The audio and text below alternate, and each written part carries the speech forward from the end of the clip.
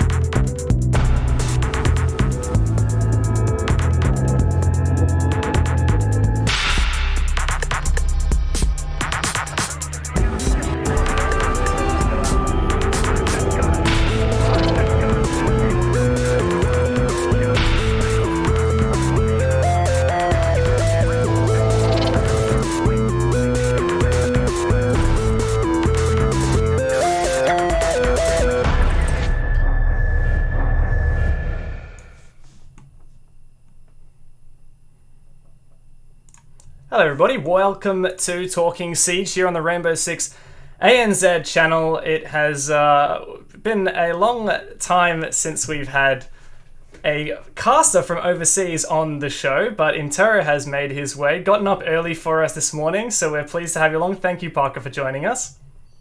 Thank you for having me. It's a pleasure.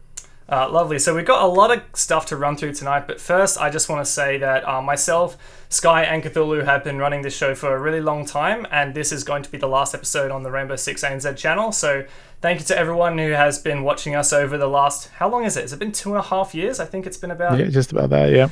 About 2.5 years, so thank you to everyone who's been watching us during that time. If this is your first time watching Talking Siege, then, well, you can go and watch all our previous episodes, but may as well stick here for now, and keep your eye on Rainbow Six ANZ for other content coming, and make sure you go follow all of the Twitters, as you can see on screen, for some of our own projects as well. But we've got a lot to get through tonight, so I think I really want to spend some time talking about you, Parker. So firstly... Who doesn't? Firstly, Parker, I'm sure you do as well, Parker. I'm sure you want to talk about yourself all day and all night. So, firstly, I'm happy to talk about myself as long as required. All right, great. So it's early in the morning for you at the moment. You're currently in Katowice, Poland, where you cast the Pro League on a weekly basis during the season. Can you please tell us about what it is that you do? Who are you, and where are you right now, and with your career as well? So my name is Interro. Obviously, I'm a Pro League caster. I originally hail from Toronto, Ontario, Canada. So it's nice to be a little bit of Canadian representation on a Canadian made video game. We live in Katowice, Poland for, I would say, probably about 4 of the 12 months of the year, mostly because we only broadcast for about a month now due to this condensed schedule. We used to be here significantly longer, but now we have, instead of it being like a 2.5 month season or 2.5 months, half season, I guess you could say, we've now condensed it where we do 3 shows per duo a week, which amounts to 6 shows total. And then of course you folks do the ANZ portion of that, and then you have the APAC as well, which portion which goes on the various regional channels. I've been casting Rainbow Six since June 2017. I started in a very small league that it was getting less than 10 viewers, and it was never a career objective to get here or a personal objective, but the reception was great, and I liked it a lot. It sure beats the pants off of studying urban and regional planning, which was the original goal when I got back into school in September, and instead I got this nifty plane ticket to Poland, and I've been here ever since. Great. Well, before we keep going, I just want to say, anyone in chat, especially if you guys are part of the Interro gang, he says you shared it in Discord, did you? So I'm sure you got a lot of your minions in here. If you guys have any questions for Interro, because I'm sure you're always adding him on Discord and he can get away from them. Well, he can't get away from them here, so just dump him in chat and we'll force him to answer your questions. It's inescapable. Yeah. Also, feel free to abuse, if you got any subs in chat, feel free to abuse the Interro emojis as well. So I wanted to touch on a little bit more about yourself and kind of your career, because casting is a major thing that you do, but you've also become quite the content creator and quite the influencer. Can you talk a little bit about what that was like, coming from when you started casting and to where you are now with all the setups that you have and your streaming and your content that you create?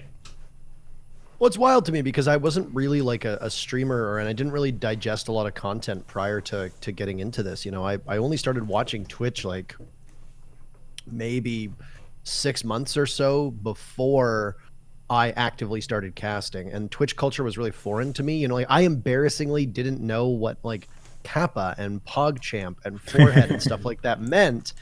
After I had already started casting Pro League, I still didn't know what those things meant because I was so, I guess, far removed from Twitch. Gaming was not really like my ecosystem. I came from, I worked in the service industry, either as a server or a bartender, while also putting myself through school. I worked in politics, which is what my major was in, and I did a lot of stuff there, politics is probably as far removed as you can get from the gaming industry. And it's weird to me because I tried my hand at streaming when I got my gaming PC up and running because, every kid wants to be a streamer. I feel like I am far removed from being a child, but at the same time, it's like, hey, this is neat. Why don't I try it? Streaming was not for me, which is so funny now that, you call me like an influencer / content creator, streamer, etc. I think the only reason why I've become that is it's almost reluctantly due to the platform that I have. Were it not for the fact that I'm a caster, were it not for the fact that I was basically handed an opportunity for people to want to watch me do things, I probably wouldn't be streaming or doing content creation because it's never really been a passion of mine. But now that I've gotten into it, I think it's really cool. And I think the best part of content creation is not just what you can do to a scene, because you alone can bring a new perspective to a scene. I mean, you guys do that all the time. Each one of you individually on your Twitters, on your own Twitches, on this Twitch in particular, Dev when you cast, and Sky and Cthulhu when you cast as well, or Dev rather when you do more analysis work now, with like the Pro League broadcasts like globally. And it's cool to have people have multiple people to look up to and say this one represents me best, because maybe what I'm saying on controversial subjects or maybe my balancing ideas, etc., makes no sense, and maybe they'll turn to Dev and they'll be like, well, I align more with Dev than anybody else. That's really cool, and the more variety the better. So from that aspect, I think content creation is cool. And then additionally, I think the best part of content creation realistically is that you get to make people's days better. I stream often to make my own day better, so it's nice to know that other people can feel that too.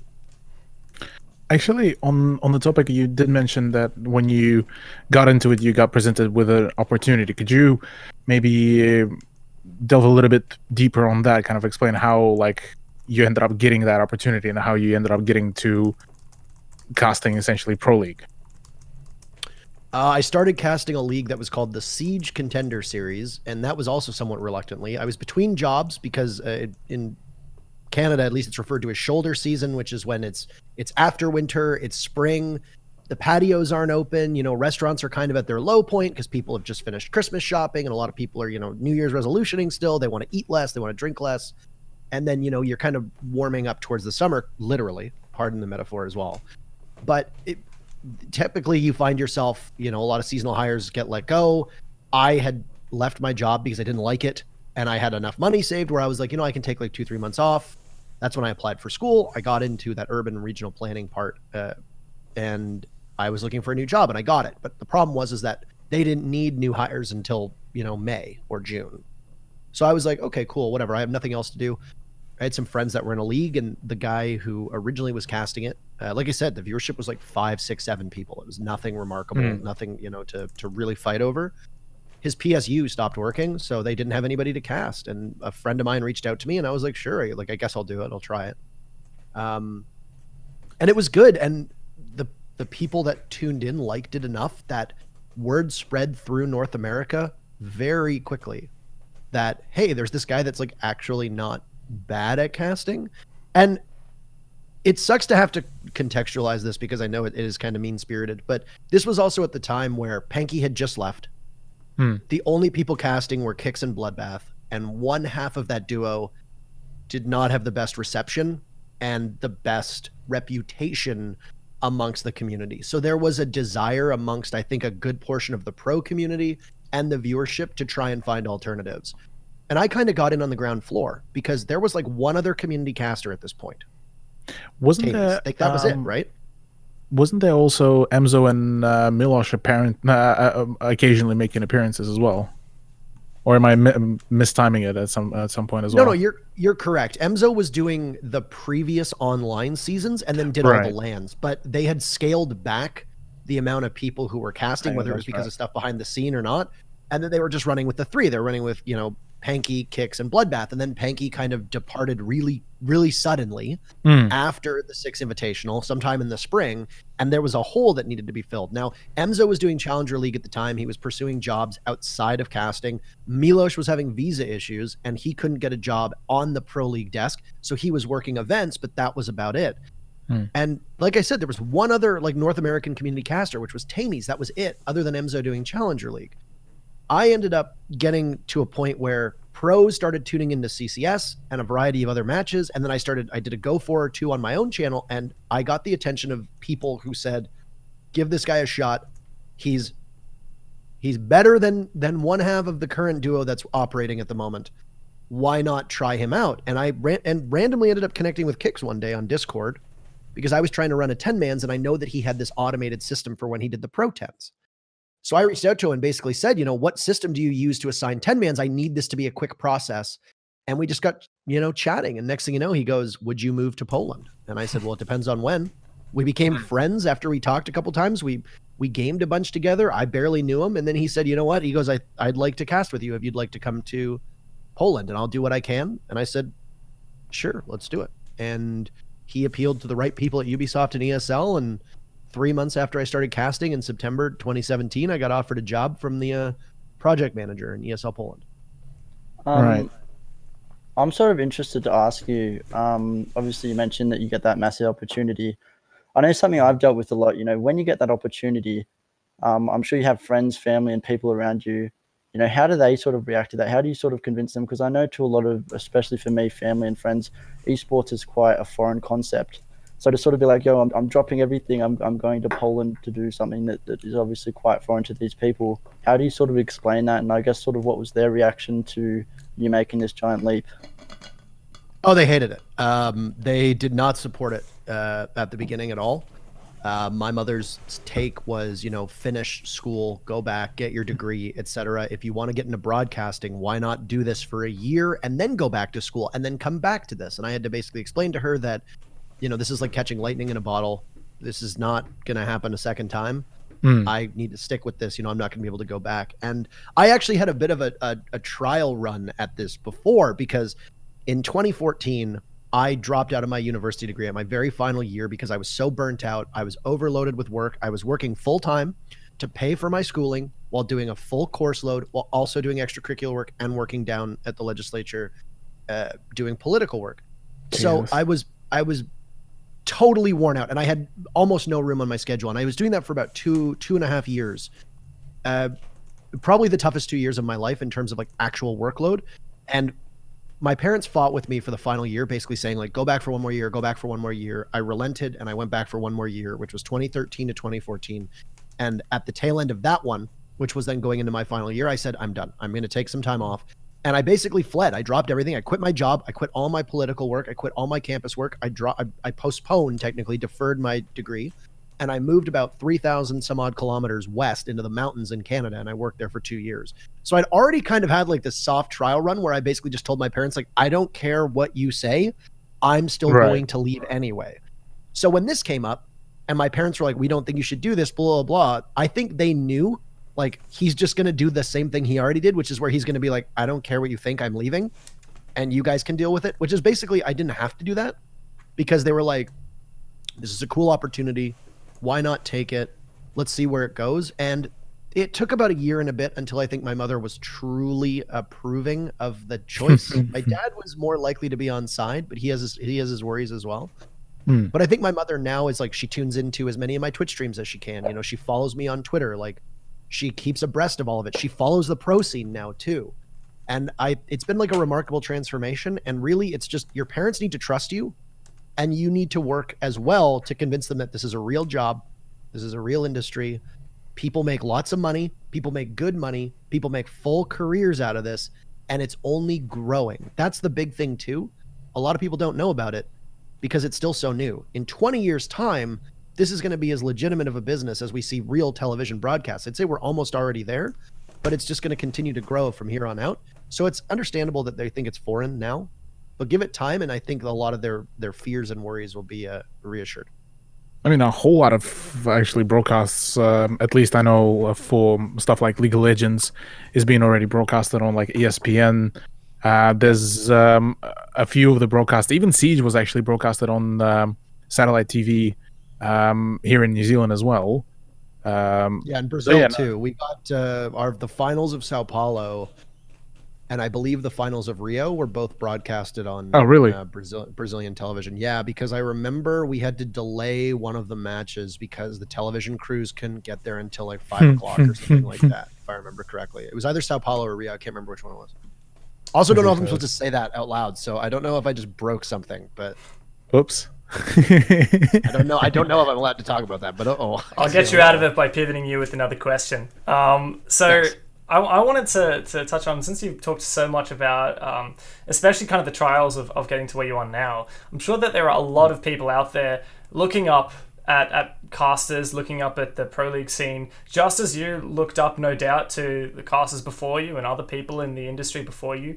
And I'm sure that there are a lot of people saying, I want to know how to get where he is. I want to know what kind of pathways are available, what kind of things you can pursue. And with such a Cinderella story, with so much, like you were saying, there's a lot of luck, there's a lot of skills, a lot of hard work, a lot of circumstance that plays into it. Sometimes it might be a do as I say, not as I did kind of scenario. So I was hoping, is there any advice that you would give to someone who's looking to make a career in the, let's say, the Rainbow Six esports broadcasting space? I think a lot of it is, sadly, it's going to come down to where you live. There's geography makes a huge difference. It's really tough if you're not near or capable of moving to the place that you need to be. You're going to be hindered no matter how talented you are. I still think there's tons of potential in Rainbow Six. So like I said, my story is, I think, is very unique. I came in on kind of this perfect storm of, the Pro League broadcast was not going the way people wanted it to. There was, movement for change. I came in at a time where there was nobody really else vying for the job, blah, blah. I don't think that's the case for people anymore. I think we actually have a surplus of talent when it comes to big events. Look at an event like, the Raleigh Major that we just had, right? You've got 3 analysts, one of whom rotates out. You've got 1 desk host. You've got 4 casters in the group stage. You have 6, right? So, but you look at the people that we have as casters. Flynn Emzo. Emzo's mostly doing telestration now. I think he's damn good at that. So maybe there's an extra spot on open as a caster. You got Blue Stokes. You got me and Kicks. But then you got guys in the EU, like Demo and Fluke. You got guys like Sternab. You got guys like Ace and XR Troika. You got Dezichu as well and his floating position. So it's like, where do these people go? We have too much talent. Then you look at ANZ and you have the 3 of you. You have Raven, you have Monkey Fist. Like, you have in Southeast Asia, you have Infian. Like, there's so much talent that's coming up. And that's not even including all of the NA Challenger League casters. That's not even including all the other UK talent and the EU talent that I know I'm forgetting, and I don't mean that personally. It's really tough to make it. I think the big thing is what will carry you more now is, number one, how hard you work and how you present yourself. Rainbow Six has a significant issue, especially with the fact that it's a younger crowd with people kind of acting like jackasses on social media. Present yourself in a mature fashion. And I hope I'm allowed to say that. Present yourself in a mature fashion. Treat yourself accordingly. I will say this. The ESL UK Prem guys, they have, for the most part, excellent social media because they are very mature. They're well-spoken. They're funny. They got that telltale UK banter. I think a lot of those guys, the way that they tweet, they could even be a little bit more racy. I think they're kind of safe, brand safe, maybe a little too brand safe, but they can still be a little bit racier and I think get away with it. But if you do that and kind of act as like this older, mature, and experienced voice, which somebody like, I think Dezichu fills that role of very, very well. And I like, Dezichu's got more broadcasting experience, with the exception of like the main 4, like Emzo, Milosh, myself, and Kicks. He has more broadcasting experience than I think almost any other caster, with the exception of the ANZ guys, in the main 3 regions. I don't think people know that Dez came from Overwatch and has quite a bit of experience, and he's very polished. But because I think he's newer to the scene, he doesn't adopt that like mature father figure role in the community, but I definitely think he can.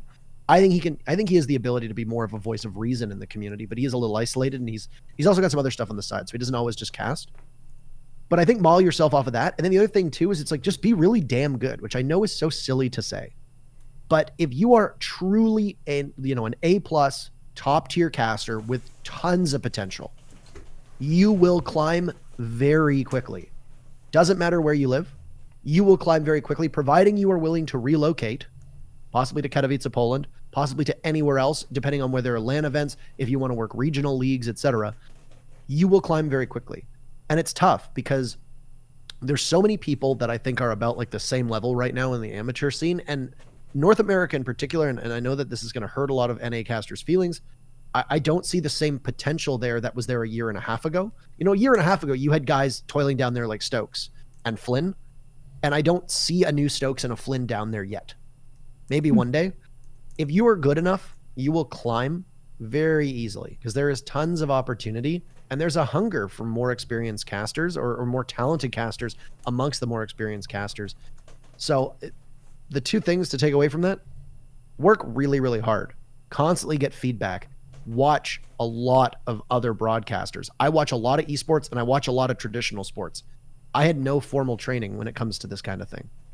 I think the only reason why I stood out was because I could emulate people like Buck Martinez from the MLB, Doc Emmerich from the NHL. Like I know the way that broadcasters sound. I listen to them a lot, and you have to be very keenly aware of that. Another thing too is just take yourself seriously on social media and don't have a crummy tweets. Don't go chasing clouts. Don't tweet silly things until you're established. Because Lord knows I tweet enough stupid stuff for all four of us here. Actually, with you mentioning Dez and how he used to cast Overwatch and everything, we actually have our own caster in for NZ Pro League, Manic. He came from Counter-Strike and pretty much got a pretty good traction because his play-by-play was actually very, very good comparative to even like the four main casters, like between me, Dev, Sky, Monkey Fist. And my question here is, do you reckon that for people coming from other disciplines would have in some way an advantage when coming to Siege? Say if you casted, I don't know, CS, Overwatch, anything like similar to like a first-person shooter, but coming into something a little slightly different of a setup, do you reckon this will be much more beneficial than starting off fresh from Rainbow Six and trying to move up there? Oh, way more beneficial. Overwatch and CSGO are both, I would say, obscenely more competitive than us. CSGO in particular, if you can hang in the CSGO scene, even as like a tier 3 caster, you're going to shine in most other esports because of just how deep a bench CSGO has. I actually forgot Manic. He casted along with Monkey Fist and you, Dev, at the APAC qualifier finals. He stood out really well. I think he and Raven are both very, very talented, and I only name them both because they are both relatively new. I know that Raven announced that he was going to be focusing on casting full time. I thought that he and Manic have both impressed me over the last like 6-ish months that I've heard and listened to some of their casting. So apologies for forgetting about him. I can't believe he slipped my mind. But yes, I think that's a good question, and I think it's absolutely correct. Overwatch in particular, Blizzard is very, very tough on what they deem acceptable on broadcast. Their standards are insanely strict about the things you can and can't say, the amount of humor you can and can't inject, the way that you use certain wordings, and the way that they almost police your language. You remember those that follow Overwatch, you couldn't call it goats. You had to call it 3-3 or whatever the heck else they wanted you to call it. Whereas we don't really have that. I've never really taken marching orders as a Rainbow Six caster, and I've been given a lot of leniency as to what I can and can't say. I've never pushed the envelope, I will say that much, but I'm probably sure I could push the envelope and not get reprimanded for it. Whereas in a scene like Overwatch, I think you would. I think if you don't toe the line in Overwatch, you don't have a long lifespan there. Whereas CSGO, it's a very different story. CSGO is much less brand safe. You have lots of leniency and latitude to say whatever you want. But because so many people play Counter-Strike, and because I honestly believe that the CSGO casters are miles and miles ahead of every other esport as the best talent in all of esport, you have a high level to aspire to. You have great talent to look up to and emulate. And because CSGO is such a global game and is so old, if you can hang in tier 3, like I said in CSGO, you're going to be close to tier 1 in almost any other esport. So yeah, coming from another scene gives you a massive leg up. Okay.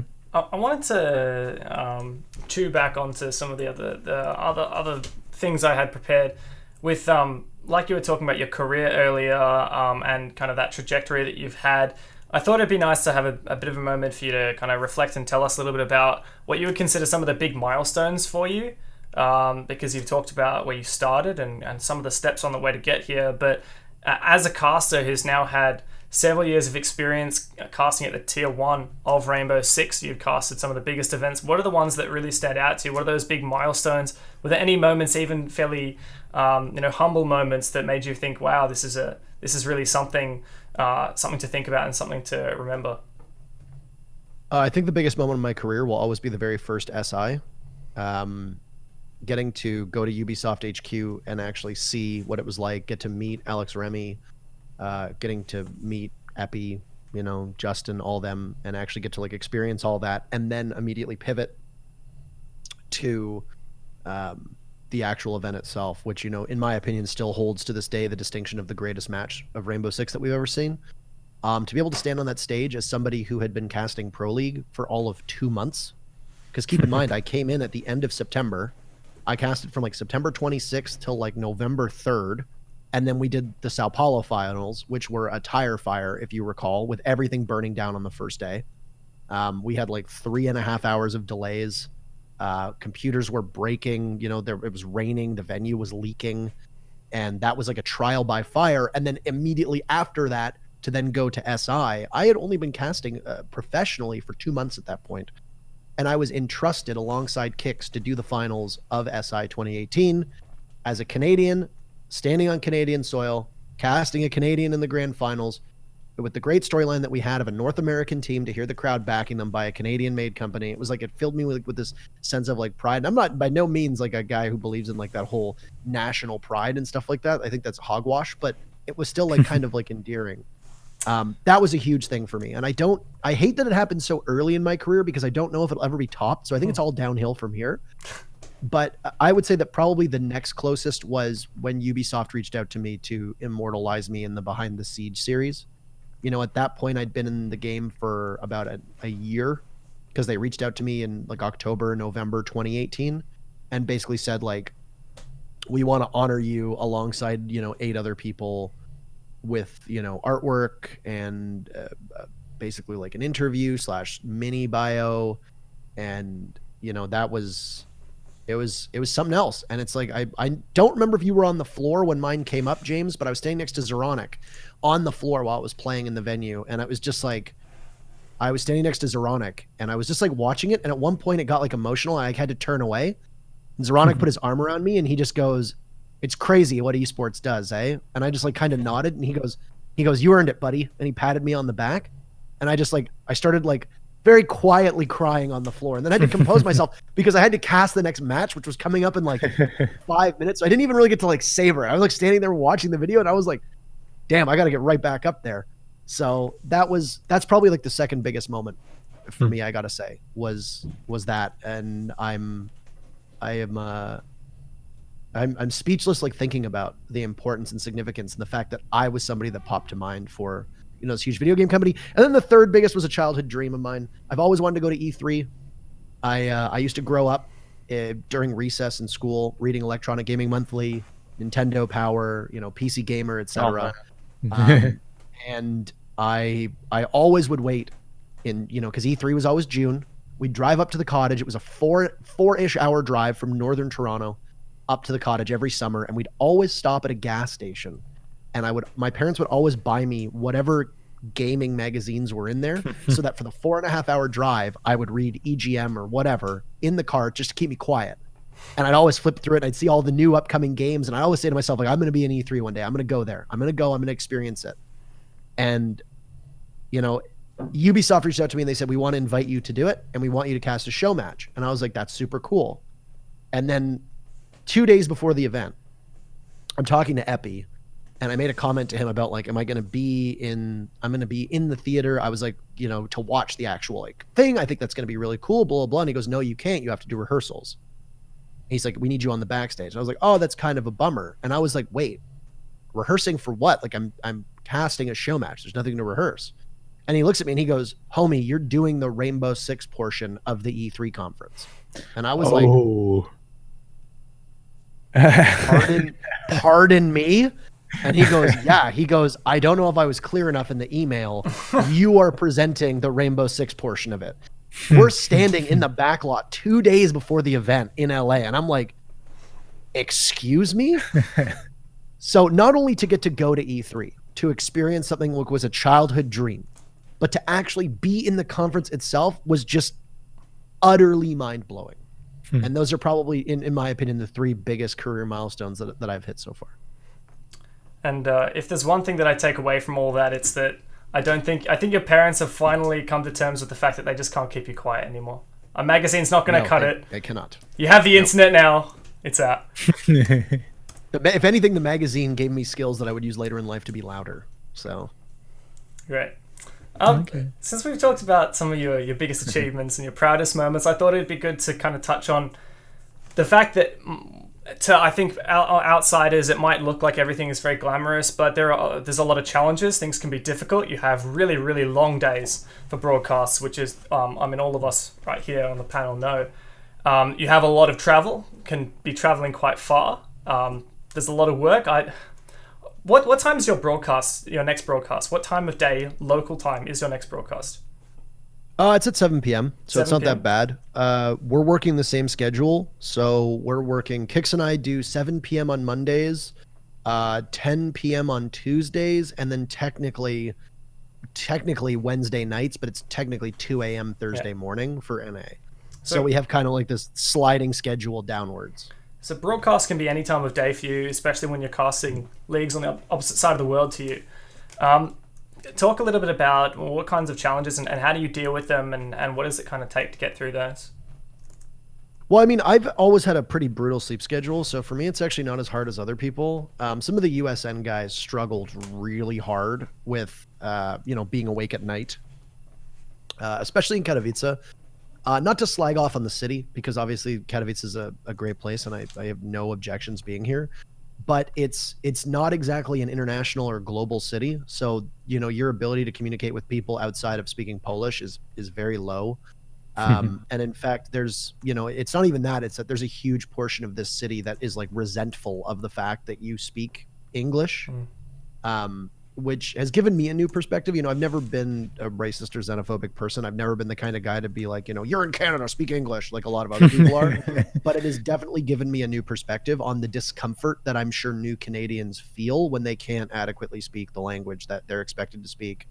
And it's been an eye-opener, and I think it's something that there would be a lot more compassion and understanding if, you took people that have been accustomed to speaking, their native tongue and never experienced anything else, and dropping them into the middle of a country where they can't communicate, and just have them feel that level of it's like shame and guilt and embarrassment when you can't communicate with them, and it kind of shapes your tendencies when you go out as well. Like, for example, like our grocery store opens at 6 a.m. I'm always going at 6 a.m. Why? Because it's the lowest likelihood of me having to interact with people. So I don't have to be put in a weird position where it's like, I can't speak the language you speak.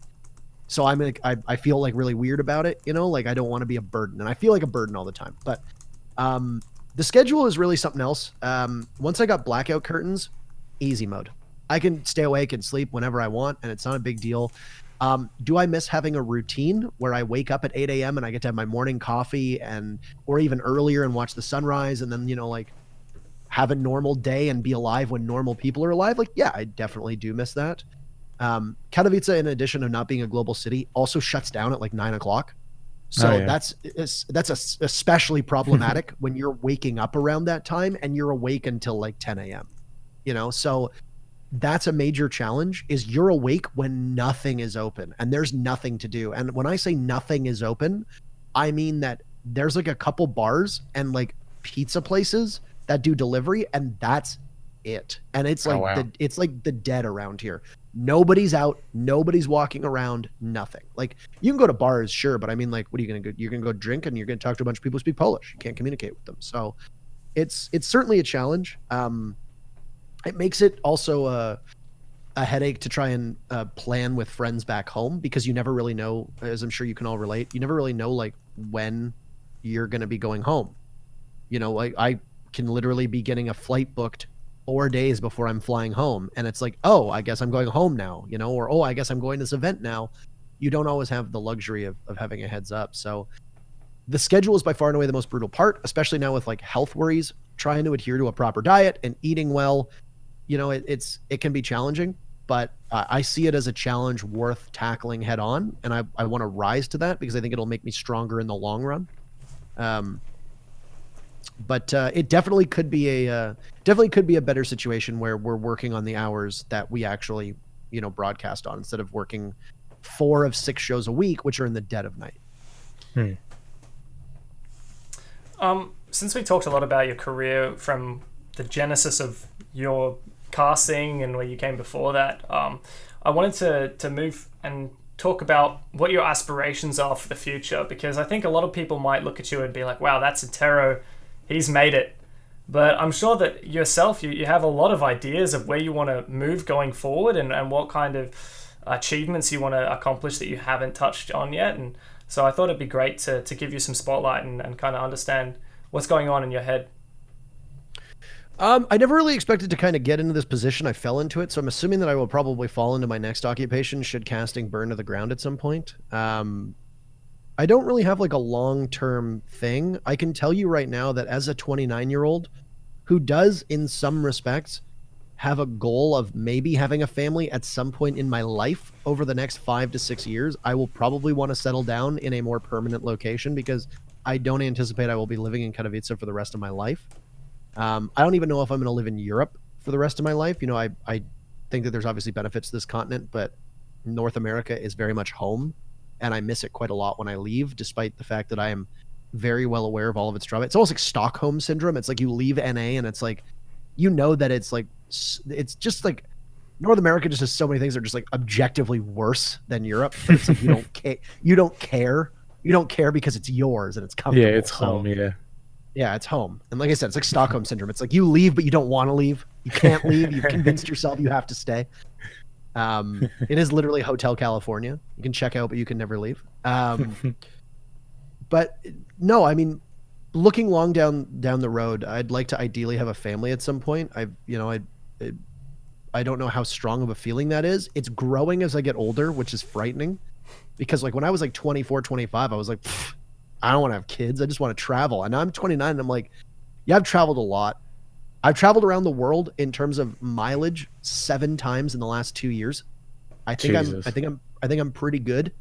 I would like to at some point have more, not a 9 to 5 job, but one that, you know, lets me sleep during the night and wake up during the day, and is in a location where I can call home and I can get used to the streets around me and the stores around me, and I can maybe buy a car or a bike, because right now I view this as very temporary. You know, I'm not really investing anything in here. I haven't really bought anything, so my house is like quite sparse, and it's not like, that's not the kind of way I want to live. In regards to career objectives, I like casting a lot. I don't particularly want to stop.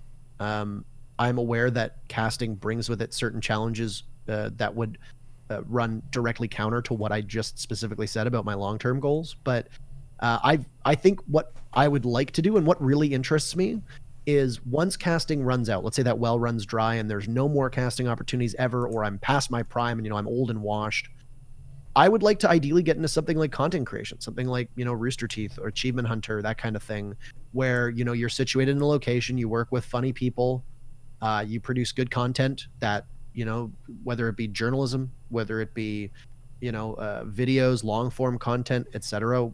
That kind of thing really interests me. And I did an event for IGN a couple months ago in San Francisco, and I just like saw The Office, and like people are just like hanging around, you know, like they're just like, they're drinking coffee, they're drinking beer, they're talking about video games, they're playing video games. And I'm just like looking at all this and I'm like, damn, this seems like the life, you know? Like I'm sure it's not all, you know, glitz and glamour, but like, you know, then they'll be like working on a script, and then they'll go and they'll shoot it, and they'll have like long form content, and they still have their platform, and they still have that notoriety, and they still have the ability to stream and do all that jazz and you know, be, you know, public figures. But it's just like, it seems like they have so much fun. And like when I said, like when I see things like Achievement Hunter / Rooster Teeth, when I see like Funhouse, I look at all of it and I'm like, those seem like cool people. They seem like people I would get along with. It seems like the type of thing that they do is awesome. You know, I've talked to Alfredo from Achievement Hunter / Rooster Teeth at the last Invitational. He's an awesome dude. I'm like, these guys seem like cool people. This is what I'd ideally like to do, and it would also allow you to settle down, which goes hand in hand with what I'm looking for in, you know, like 5, 6, 7 years time. So would it be something that you would consider like either an in-home job or something like that you can do from home, or would you prefer rather to work at something that is a office area, but it's still going to be something like you described in IGN, where it's like semi-casual, where you get to do a whole bunch of fun stuff as well? I mean, I think you could do both. Like you look at a lot of those guys that work these, like they'll go to their studio, because a lot of the times it's not like an office, it's more like a studio. They'll go to their studio and they'll record and perform content. They'll work like pretty close to 9 to 5. Sometimes they're there longer. Sometimes they don't have to work because there's not that much to do. but then they also have the leeway to do their own content. Most of them are Twitch partners. Most of them have content that they do on YouTube. Um, I look at somebody like the career trajectory wise is like Alana Pierce. I think that she's worked at a huge swath of places and done content creation on Twitch. I think she streams on YouTube now, and she does YouTube content, and she gets great traction, and it seems like she has a great time. And it doesn't look like she works that much. It looks like she works a lot, but I see some of these guys and gals working like 7 days a week, 12, 14 hours. I mean, I like that I can go and cast 3 days a week and have like a real job to fall back on, but then I can also stream. And I'm very fortunate to have a big enough stream where it's almost like a second job, but I don't treat it as such because I have a real job. And that's what my focus goes on to. So if I don't stream for, 3 months, from end of July till Christmas, I think I streamed like 8 times last year. That's it. Like, that would kill any full-time streamer's entire career. Like, if Shroud just stopped streaming, and he streamed, obviously not that I'm comparing myself to Shroud, but like, if you're somebody like that and you just stop streaming, that's not going into work for 6 months, right? Like, a lot of people can't do that. They don't have the luxury to do that. I'm fortunate enough to do that. So I think being able to go to like a studio and then still do work from home, I think is like, it's the dream. And right now I have that, and I very much say I'm living the dream, but who knows what will happen in the future. Yeah, and I guess you've gotten where you are because you've taken every opportunity that's come your way and decided how you want to handle that, and I think that's just going to continue on in the future as well. Thank you. I wanted to talk about Pro League as well. Season 11 has begun for all of the 4 main regions and all the sub-regions at APAC including.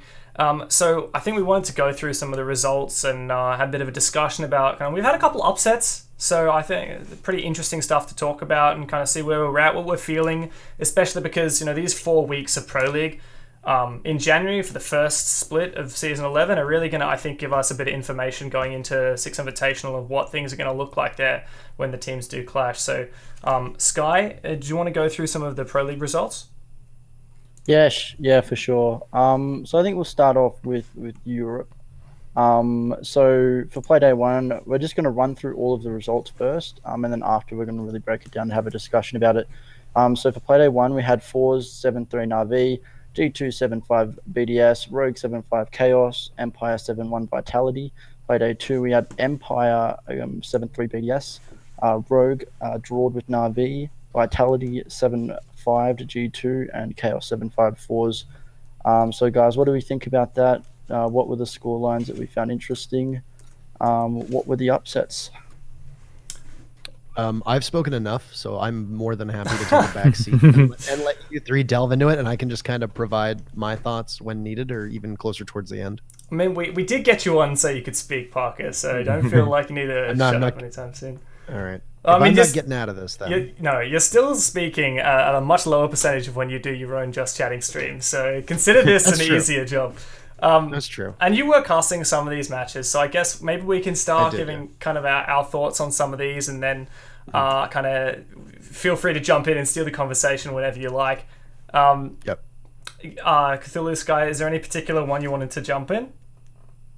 I mean, I didn't manage to catch a whole bunch of games, but probably the biggest standout for me is the fact that Empire ended up getting a pretty swift win against Vitality, who on the second play day got a 7-5 against G2. And I'm still at the question is, like, G2 is a pretty respectable team.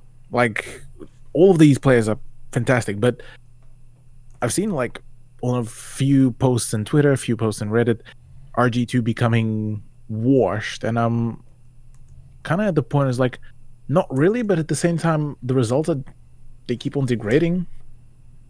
Any thoughts on that? It's hard because they beat BDS on the first play day, and BDS so they still good, but yeah, I mean BDS won the qualifier, the European qualifier for Six Invitational. Yeah. I think that something that happens is when you have Pro League and they're all best of ones, especially because in contrast to APAC, all of these regions, Europe, North America, and Latin America, they just play. Each team plays one best of one. Imagine you wake up in the morning, you do all your practice, your scrims, whatever it is, your warm up, and then you play for 1 hour, and that's it. So sometimes these results do swing in strange ways. We have teams that perform really well in best of threes in the online qualifiers, for example, BDS, then they haven't won a game so far in the Pro League. And is that partly what's happening with G2, or have the results, the negative results that we've had for G2, become consistent enough to now warrant us actually saying that they are no longer even kind of in the upper echelon of EU? Actually, pardon, I'll barge in a little bit. Flux, currently in the chat, who's one of the coaches for Wildcard, and he actually makes a pretty decent point that it's a best of one. And a fair few people actually within at least ANZ scene have been preaching, saying that best of ones, to a certain degree, don't really warrant to show how good of a team can be, comparative to, like, say, something like best of three. It can be hard to make comparisons, because I think in the end of last season, we saw, I feel like most people looked at Na'Vi and Giants coming out of that, Na'Vi and Rogue now, and said they deserved those spots. Empire and G2 didn't have consistent enough results, and I think these best of ones really do favor or reward that consistency, and also a lot of prep going into individual matches. But I think even in other regions as well, we've seen the teams that end up looking like the best in the region perform well in best of ones. Yes, they might have a hiccup here or there, but you have 14 matches that you get to go through in order to prove yourself.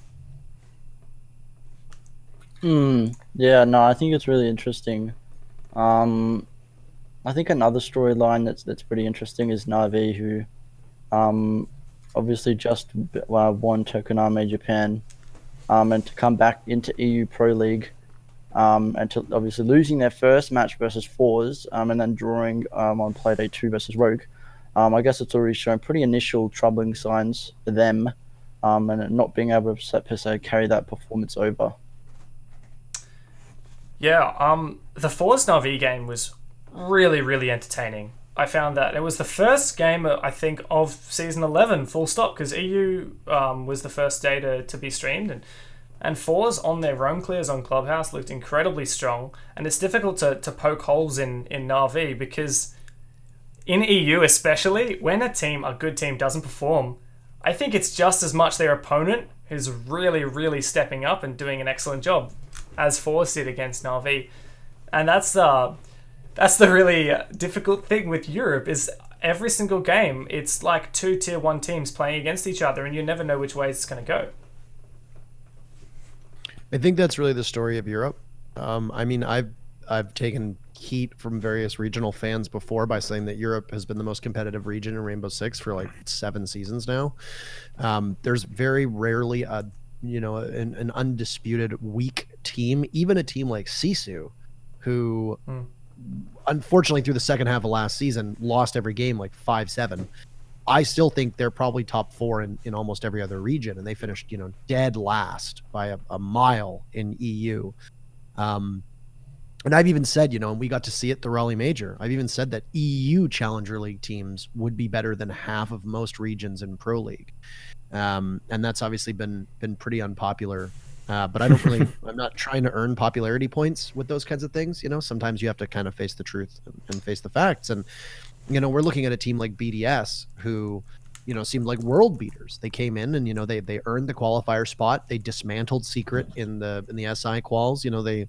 They did well at DreamHack Montreal. They made top 4, and now they're struggling. And I can't help but think that getting rid of Panics has not just been a distraction, but also significantly eroded their skill level. I think Alems is a talented player.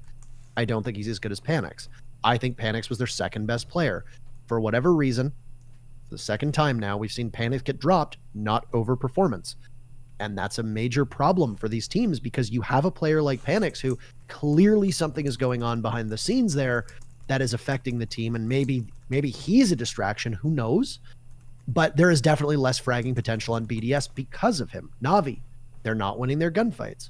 One of the best things that Na'Vi had going for them in their entire, the Cinderella story that we saw through the last half of season 10, when Na'Vi had to play like Empire and G2 and like Giants at the time, and like all these top teams to get to Tokonami. And not only did they play them all, but they beat them all, which completely defied most people's expectations. A big part of that was because Na'Vi, every single player, including Pi, was landing their shots. They were winning their gunfights. Not only did they lose strategically on Clubhouse to fours, as you mentioned, but they also seemed scared. They didn't take gunfights. In the second play day, they drew Rogue. Now, Rogue is a good team online. They always are. They're a good online team. They're a terrible land team. Na'Vi comes in, and even then, against a good group of players on Rogue, some of Navi's rounds they threw away by just missing gunfights. And I don't know what's going on with Na'Vi, but they're not the same aimers where it's like you're almost afraid to take fights against them because you'll get punished for peeking them. That seems to have been, that seems to be gone. G2, I think if you go back to the Paris Major, I know that was miles away. It was almost 2 years ago. But if you go back to the Paris Major, which I think was when G2 was at their peak, I think the Paris Major when there was the biggest disparity between G2 and every other team on the scene. Go back and watch the way that G2 roam cleared and the way that they held defenses. The amount of 2v4s or 2v5s that G2 won was astounding. And a big part of that is because they were very coordinated, they were droning each other in, and they were working well together. Now let's fast forward to the tail end of Season 10, just last year, and you see a G2 team that is entering solo, droning themselves in, losing gunfights. And I don't necessarily think you can turn around and say, are G2 washed? Maybe to a certain extent they're washed in comparison to where they were. But this is still probably a top 10 team in the world. Oh, yeah. Just because of where they are in Europe. And there's something going on strategically with G2, which I think is shaking their confidence outside of that strategy. If they're afraid to entry because they know they don't have the biggest foundation under them, then they're also going to be scared to take gunfights. And it's all just going to trickle down. That's what I see from G2. They're not playing as a team. They're not working off of each other. G2 used to have a rule that you can never be more than 5 seconds away from the closest teammate, so that there's always refrag potential there. Go back to Rio and watch their matchup against FaZe. Go back to Paris Major and watch their matchup against Secret and EG. They absolutely picked apart these teams methodically, and they did so fearlessly. That is not the team we are seeing now. They're playing scared. Is it because they're just getting older? I don't think so. I think there's something wrong there, and I think that that's just trickling down, like I said. And then the last team I want to focus on is Empire. Empire look like the world beaters that they always have. They had a bit of a stumble through the latter half of Season 10. I don't think they were saving strats because you've seen that they've changed up an awful lot of stuff, and now they look absolutely indomitable. They've dropped 4 rounds. That's it. The next closest in EU is 10. Over double that. 2.5 times that. Empire looks solid, and then tonight they play Rogue. If they crush Rogue, I don't think there's any question about it. Empire becomes, once again, the undisputed best team in the world. And then they'll have to put their money where their mouth is there at the Six Invitational, which will be very exciting. Why don't we run through some of the other region results, and then maybe we can even go through pretty much most of the other regions, and then go back and take a retrospective look at which ones we reckon are the ones to talk about. Sounds good. So I guess we'll start off with NA again. We'll just run through the results quickly. So play day 1, we had EG 7-5ing Luminosity, TSM 7-2 Reciprocity, E United 7-4 Tempo Storm, Dark Zero 7-5 Space Station. Play day 2, we had Luminosity drawing with Tempo Storm, Dark Zero drawing with Reciprocity, TSM 7-3ing E United, and SSG 7-2ing EG on Clubhouse, which is obviously the hot topic because a lot of people seem to agree that taking SSG to Clubhouse is not the smartest decision. However, they did, and they paid for it. So I guess we'll quickly touch on this, and then we'll move on to Latin America. So I guess we'll start with your thoughts, Cthulhu. Just looking at these matches, is there anything that sort of stands out to you? Probably the DZ versus SSG. I would be kind of expecting it. For some reason, I was thinking that it would end up in a draw. Apart from that, I mean, SSG 7-2 scoreline against EG, that's pretty good. But again, I unfortunately I did end up missing the NA portion of PL, so I wouldn't be able to give as much of the comment on that. But yeah, the results wise, I did get surprised a fair bit. I feel like NA is looking pretty tight, especially on the upper half of the standings. It's quite exciting, I think, when we got at a point where Evil Geniuses have made so many changes. SSG have made strides in becoming a much better team. Dark Zero still getting used to their roster changes, and Reciprocity kind of the same. And TSM always kind of being that wild card that at some points we've thought maybe TSM is actually going to be one of the next best teams in NA, despite their performance last season in the Pro League. So I feel like we even potentially have more than half the teams in this league, which, and I mean, I don't want to discredit Luminosity either, because they did so well last season, and they've done pretty well this season as well, despite that draw to Tempo Storm. So I feel like the majority of the teams in this league, and NA is becoming a lot more like EU in its competitiveness. Not quite there yet, but I think it's definitely making for a lot more exciting viewing, and much more difficult to predict the matches ahead of time as well. Parker, your thoughts? Yeah, I was gonna say NA has been the most unpredictable region, I think, and this big shout out to Siege GG. The Siege GG caster predictions consistently shows that nobody really knows what the hell is going on in North America.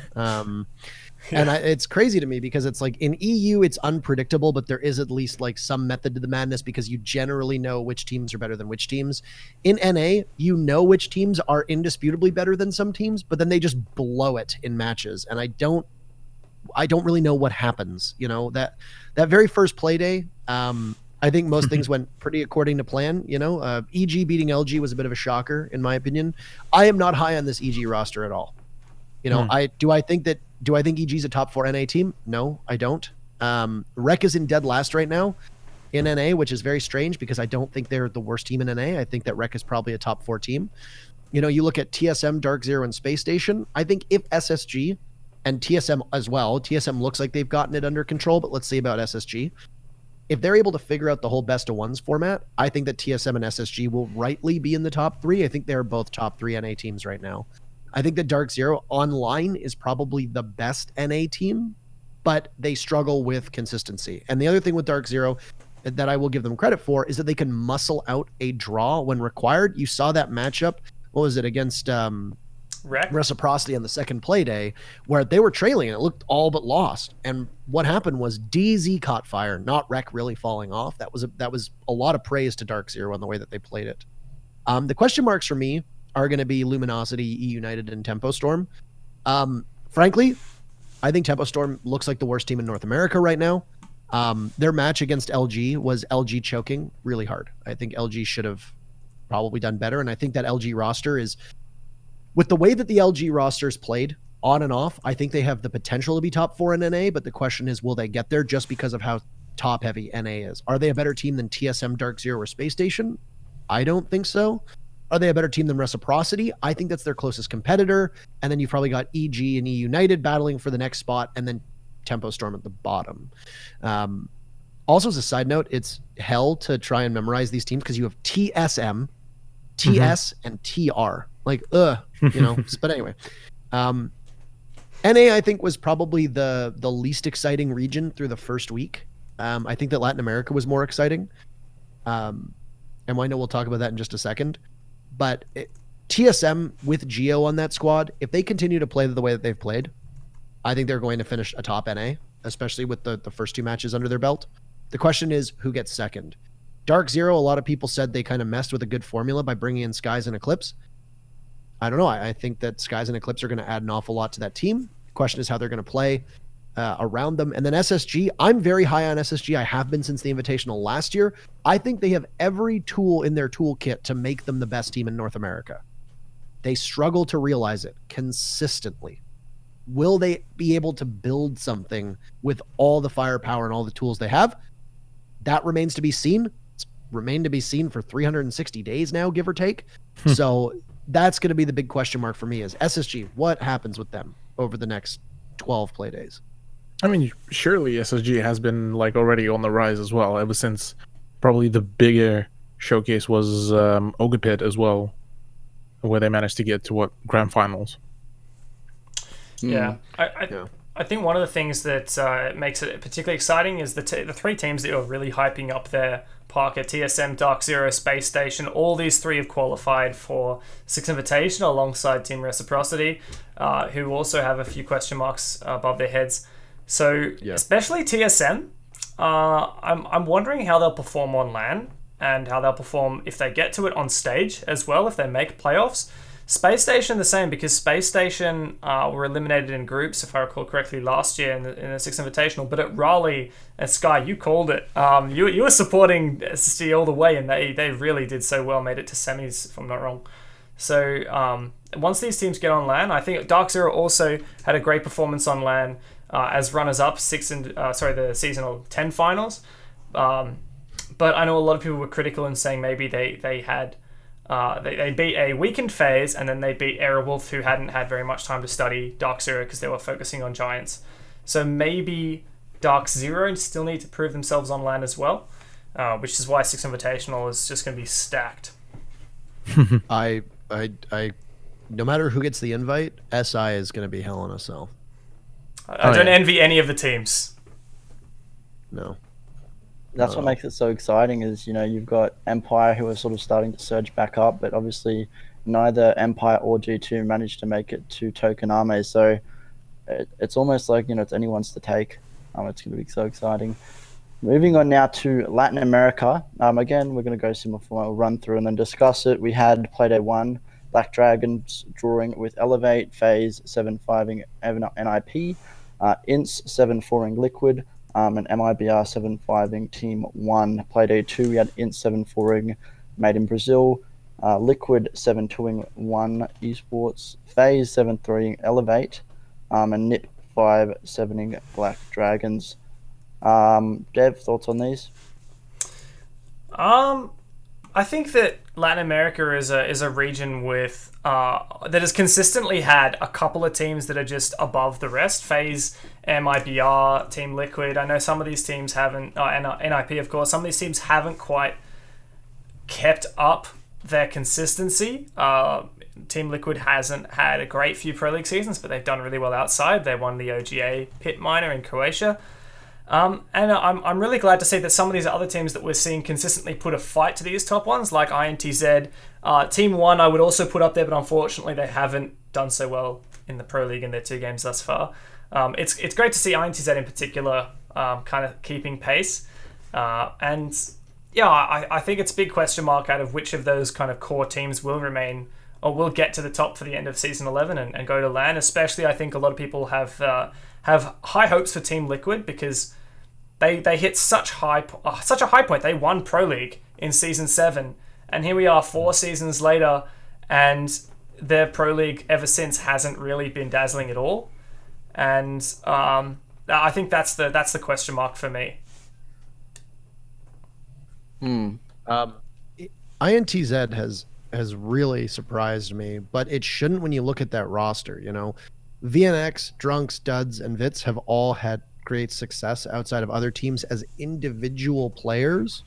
So when you put them all together, it does make sense that they would do well. I think what's been most surprising to me are, 2 teams in particular, MIBR and NIP, for various reasons. MIBR because they looked like hot garbage through the second half of S10. Through all of Season 10, MIBR looked dreadful. I would put them as the second worst team that was attending the Raleigh Major as well. You look at the Raleigh Major, MIBR was far and away the second worst team after CHG being the worst team, in my opinion. And MIBR actually almost got beat by Nora when they were playing with Kazoku, who isn't even a player. Yeah, that was the biggest thing to me, and I remember tweeting that out. It was when Mariu was in a hospital, and Kazoku had to play. Kazoku got 2 frags the whole series, or some crazy low number like that, and it's like, or 2 or 4 frags or something. He did nothing. It was literally a 4v5 almost every round, and MIBR made it deep into a 3rd map against them. And I remember tweeting that out, like how dreadfully bad MIBR looked, that they were almost losing to Nora Rengo with a coach who doesn't play the game. I got a lot of hate from Brazilian fans for that, but it was like, man, if you as a fan can't realize how terrible your team looks, then you need to get it together as a fan. Like, MIBR looked like garbage, absolute garbage. I don't know what it was, because they went from being this super dominant team that either drew or won every single matchup. They're the last undefeated team in every region as of it was like midway through Season 9, because finally Empire lost or something like that to at the time, I think it was Lestream. And I think MIBR was the last team that had never lost when they were Immortals. And it was like, this was a squad that looked great. They came out of nowhere. You know, they slowly kept building. They were challenging what we refer to as the top 3, which is Nip, FaZe, and Liquid. And now we have a new top 4. And then MIBR just fell off a cliff. They made a single roster move. They picked up Hugzord, who had been unremarkable on almost every team he'd played for. And this guy comes in and he plays utility operators. He plays support. And he completely breathes new life into the squad. And they go on a hell of a run through OGA Pit. And they look incredible. And then they go on a heck of a run as well through the SI quals. I will say their matchup against Team 1 got a little sloppy through the midway point. But then, MIBR ended up rectifying those issues halfway through. And now we're back to Pro League, and they look very average. They don't look terrible. They don't look great. They look very average. Very, very average. I'm kind of scratching my head as to what's going on with MIBR. The other one is NIP, is that I still think that NIP has the best roster in Latin America, pound for pound. The question just becomes, what do they do with it? I think Liquid is probably second, with FaZe being third.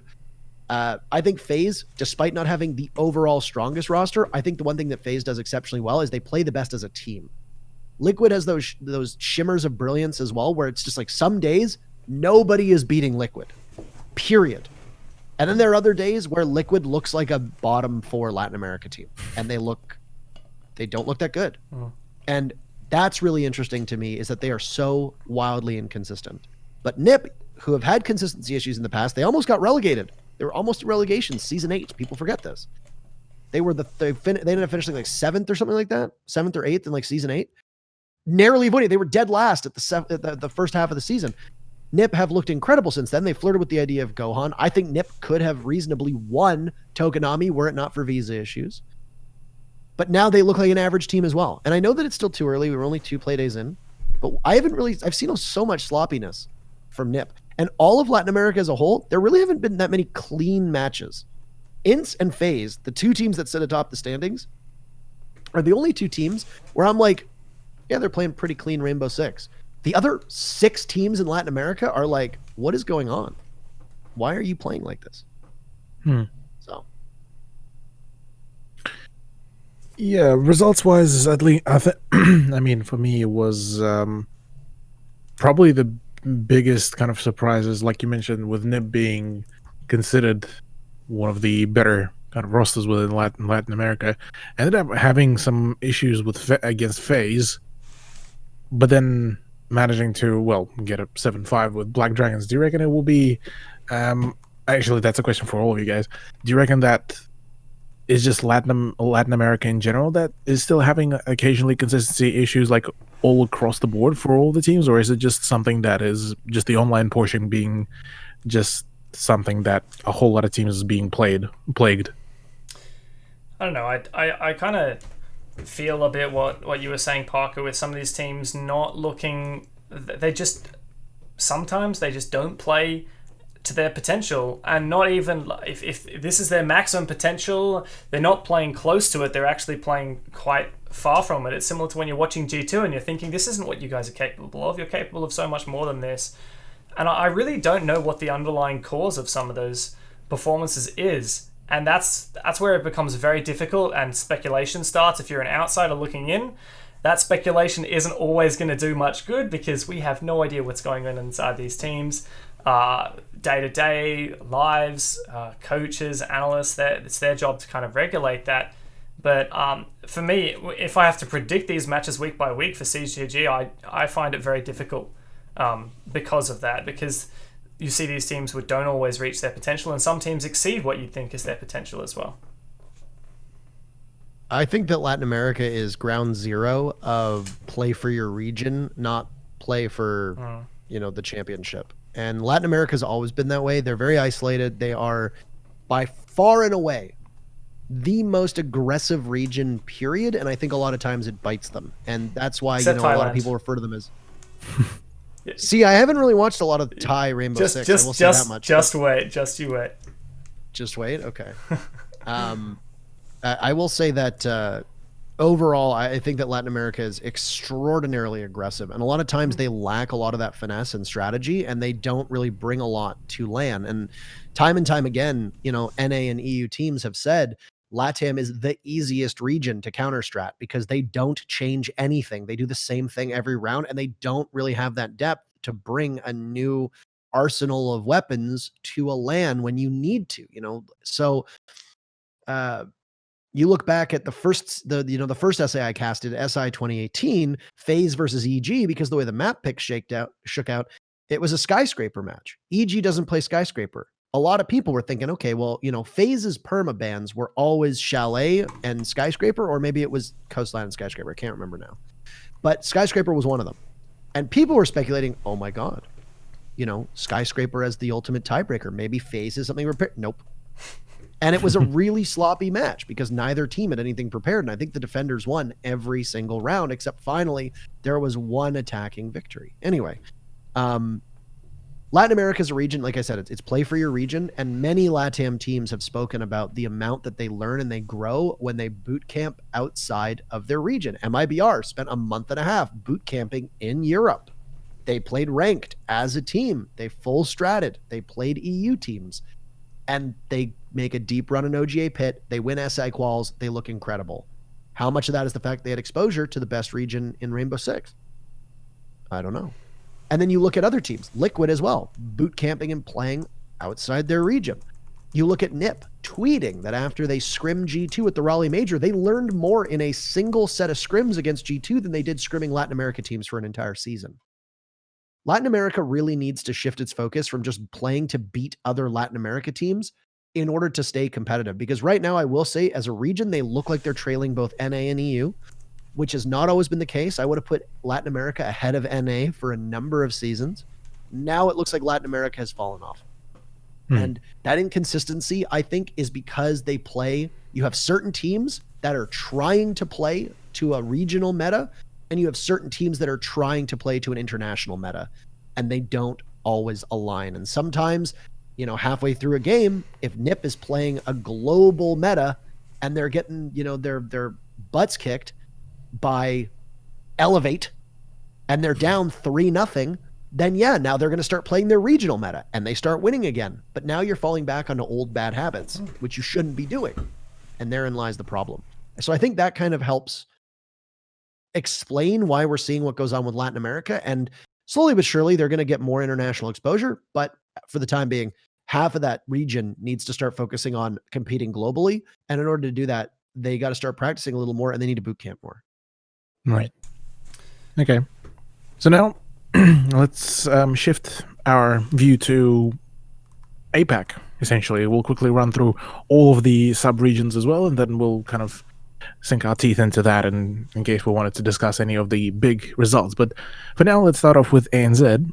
So we had, for Playday 1, Anixian 2.0, aka X Oddity, to versus Sinister, and then Fnatic versus Kanga.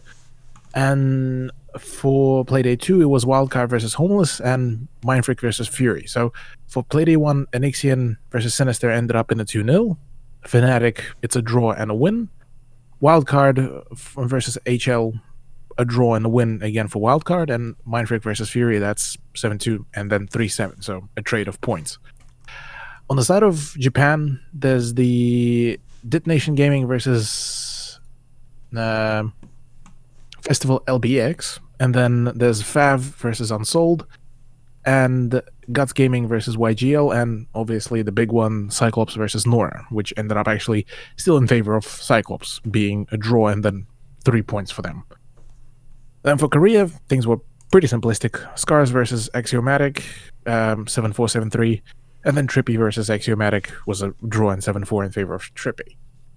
And last but not least was actually quite exciting. I'll highlight quickly a few matches. So there was the Q Confirm versus 200 Degrees, and then Giants versus 1122, and then Xavier versus Script and Lessay versus Valor. And the big highlight there within Southeast Asia is that Giants versus 1122, for all of the people that followed competitive Siege in SEA prior even to Pro League when it arrived in APAC, 1122 and Giants, back then they were known as Team Envy, they had one of the longest running rivalries going for themselves, and even some of the current pros in ANZ would actually remember scrimming against 1122, and Lusty was actually a part of that team before he transitioned over to ANZ. So there is quite some history behind that team, but unfortunately, as of recently, only I believe either 2 or 3 players from that team are actually remaining, and um, they're definitely not that team that was scary within Southeast Asia like it was before. So I guess coming from an ANZ kind of bias, because I was casting these matches, if you look at the standings, Anixian used to be called Oddity, Homeless used to be called ACME or ACME, and Kanga used to be called Rhythm. I'm sure a lot of people watching won't necessarily recognize all these things, but you will recognize Fnatic and Wildcard. Now, Fnatic, Wildcard, and Anixian were the top 3 last season and have been consistently for a long time, and Anixian has been that team to challenge Wildcard. So there wasn't anything hugely upsetting here, except I guess the fact that both Fnatic and Wildcard, who are our 2 from ANZ internationally competitive teams, I think that both of them have proved that. Wildcard recently over almost defeating Na'Vi at Season 10 finals, and Fnatic over several years. Both of them actually dropped a map and didn't lose, but drew a map to the 2 teams that came up from the Challenge League, namely Kanga and Homeless. And that wasn't just Fnatic or Wildcard playing bad. That was some of our Challenger League promoted teams playing really, really well, which I think was a big upset and something very exciting as well. I was just about actually to highlight that, because that is actually a very interesting storyline that is shaping up for both Kanga and Homeless, because essentially top 2 teams, Fnatic and Wildcard, ended up drawing out against essentially what is expected the 2, technically in theory, 2 bottom teams that just came out of the Challenger League, but that just shows that they're ready, right? I think it's really exciting because it shows, for a while I feel like our region is pretty, I feel like internationally looking in, or even looking in regionally for, the few seasons prior, you'd sort of always be saying, oh, yep, it's going to be Mine, or back then, Mine, Freak, Athletico, we're now moving forward August, and then obviously now we've got Wildcard and Fnatic, and you're sort of always expecting those, and then maybe, Oddity might be able to make a breakthrough, as did they last season. And unfortunately, it didn't work out in the end, but they got so close to making and stealing that APAC land spot. But now I think it's really exciting to see that, we're taking it, or it seems to be becoming more of a reality that it is possible that we may see Fnatic or Wildcard being pushed out of those top 2 slots, and having that APAC land spot sort of stolen from them. I think part of the part of that there is the fact that in the past, teams like Fnatic especially, they have not been shy about saying that they're saving strats when they play locally. In fact, sometimes it comes out on Twitter and they say, we save strats in this game. That's just how it happens, similar to what you've seen overseas sometimes. And yet, there is a point where they drew 1 map here to possibly the lowest rated team in the league. If they drop another game next week and maybe they get defeated in 1 map or 2 maps by Wildcard or Anixian, that's a team potentially not actually making it to APAC finals, and that means that you can't make it to global finals. And we know Fnatic's already missed out on 1 global final, eliminated by Airwolf, who are now Giants Gaming, in the Season 10 APAC finals, which was a huge upset. And I think, especially for an org the size of Fnatic, you can't be letting that happen. And what this means that the fire has been turned on underneath them, and they really have to start making sure that they're keeping pace and playing their normal game even locally, and they can't just cruise through their way to LAN as well. Right. Well, with that, we can move on to the week 2 predictions. Essentially, are there any highlights or any big matches that you're kind of expecting, guys? Probably main question is to you, Parker. I guess since you with the games tonight as well, Parker, that you're coming up to watch and cast tonight. Yeah. I need to pull up the old tabs here because I actually just closed them. So let me bring them back up. I was actually trying to catch up on APAC and then realized that it was like I'm not able to. I don't envy you. I don't envy you trying to keep up to date on all 4 of those regions, because it was like I watched a bunch of the ANZ stuff, but I didn't watch like any of the other regions. Like I said, it's just usually it's time zones. It falls on a weird time for me to watch, and typically what I do with APAC is I'll try to watch as best as I can, like usually ANZ and then some of the top teams when I know that they're playing. But for the most part, like for the deeper stuff in APAC, I'll usually do like most of my boot camping prior to a LAN will be going back and rewatching APAC VODs. It won't be so much the other 3 regions. It'll be going back through and going on Liquipedia and seeing close matches against like decent teams and stuff like that, and then hunting down the VODs. That's usually how it works. All right. We'll start with Europe then. Tonight, I think the BDS Vitality starting it off is going to be probably the most interesting. I mean, honestly, all of the EU matches are good today. But I think BDS and Vitality has my attention the most because both of these teams are the biggest question marks for me right now, outside of maybe like Navi. Okay. BDS have not looked the same. They used to have 2 carries. Now they have 1.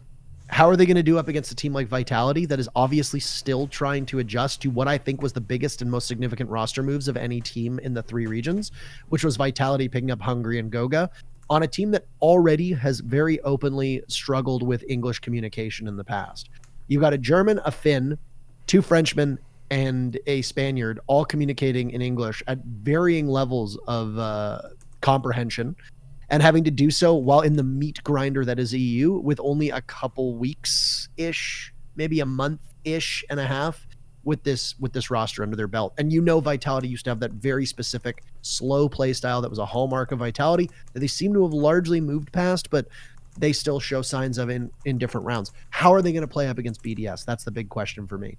These are 3 really big points here. If BDS loses this match, their whole season, I think, is in trouble. This is a must-win for BDS. I know it's only the 3rd play day, but against a team like Vitality that has shown some very glaring issues and some structural problems, I think BDS needs to take advantage of that. In play day number 2, Empire versus Fours is going to be a good one, but I think G2 versus Chaos. We're actually really lucky because to me, the most interesting matchups are the first of both play days. G2 versus Chaos is going to be super interesting for me for a couple reasons. The big one being that Chaos is a team I have always slept on. I've always been notoriously hard on Chaos. And I think that shows in broadcasts, and it's because so far I think Chaos has tons of potential, but they've just never realized it. And they always seem to hover below where they need to be. That's going to be the real test for G2. G2 should beat Fours in the playdate today. Who knows what's going to happen? G2 should win against Fours. How are they going to do against Chaos? Because Chaos seems like a team that might play aggressive enough to have G2's number. And those are 3 big points for Chaos in what seems to be a very competitive EU season. Looking towards NA, I mean, to me, NA is less interesting because it is so unpredictable, but not in a good way. It's unpredictable in a like, what are you doing kind of way.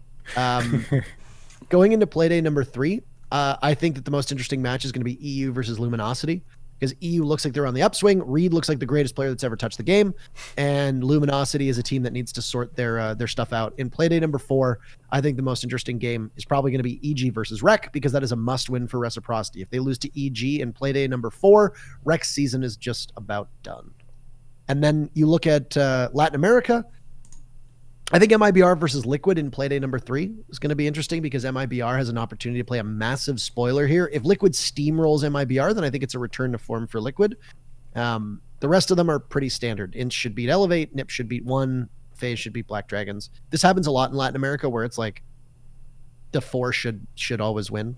And then in Playday number 4, the most interesting matchup is probably going to be MIBR versus Nip. So MIBR is going to be in both of these. And that's because Nip needs to win a lot of games. If they lose to Team 1 in Playday number 3, their chances of playoffs could also be gone if they lose to MIBR in Playday number 4, given the fact that they lost to FaZe and then struggled to beat Black Dragons. So those are my games to watch personally. Especially, I think, like what you were saying, with Latin America in particular, if you have these 4 teams which you expect to win against the teams that aren't part of those 4, then in theory, all of these teams should be on about the same number of points, and the only thing that then sets them apart from each other is how they perform against each other, which is why those matches like NIP, MIBR, Team Liquid, MIBR are going to be really huge ones to watch in the coming week. I'm certainly going to make sure I have enough, because I mean, I'm with you, Interro. You don't have time to watch all of APAC. I don't have time to watch all of APAC. I certainly don't have time to watch. I feel like you have less time, because you can only really watch APAC based on your schedule. Whereas I can watch the 3 regions. You can't really watch the other 3 regions. That's wild. I actually get up in the morning and I turn on whatever stream's currently live. It's usually some NA often happens in the mornings, and I'll put that on my second monitor while I'm doing other stuff. And if it's not live, then I'll just get a VOD up. So, I still can't watch everything. It's impossible. But for the ones that I'm going to be looking out for, I'll check the scores and then I'll decide which ones to watch. It's probably going to be those ones. CGG does highlights, right? So you can always watch those. They're usually pretty good with them. We miss like 90% of the highlights anyway. So I don't know. From my perspective, watching. I mean, I love the CGG highlights, especially to get the vibe of a game and to experience the casting. If you're looking for casting clips, that's a perfect place to go. But at the same time, it's often just the last 10 seconds of each round, and you don't get any strategy from that for the most part. You just see clutches, and that's not usually what I'm looking for when I'm doing research. Yeah, that's very fair. I reckon for EU, I will be with you on the Chaos versus G2 kind of game, Parker, because Chaos, while they never really got to the top spots, they had a fair few times when they managed to shine. They managed to actually get, I believe it was actually last season, they managed to take the few games off, actually either Pretty one sure or two Chaos games off G2. G2. Yeah, they did beat G2. They did. They beat G2 at the tail end of the season. Yeah, and they had Sorry, I think that actually would have allowed G2 to go to LAN if they had won that. I can't remember. I think that was their season. Not Chaos really. But yeah, it seems that they have that kind of upset potential, but they haven't really fully unlocked it yet.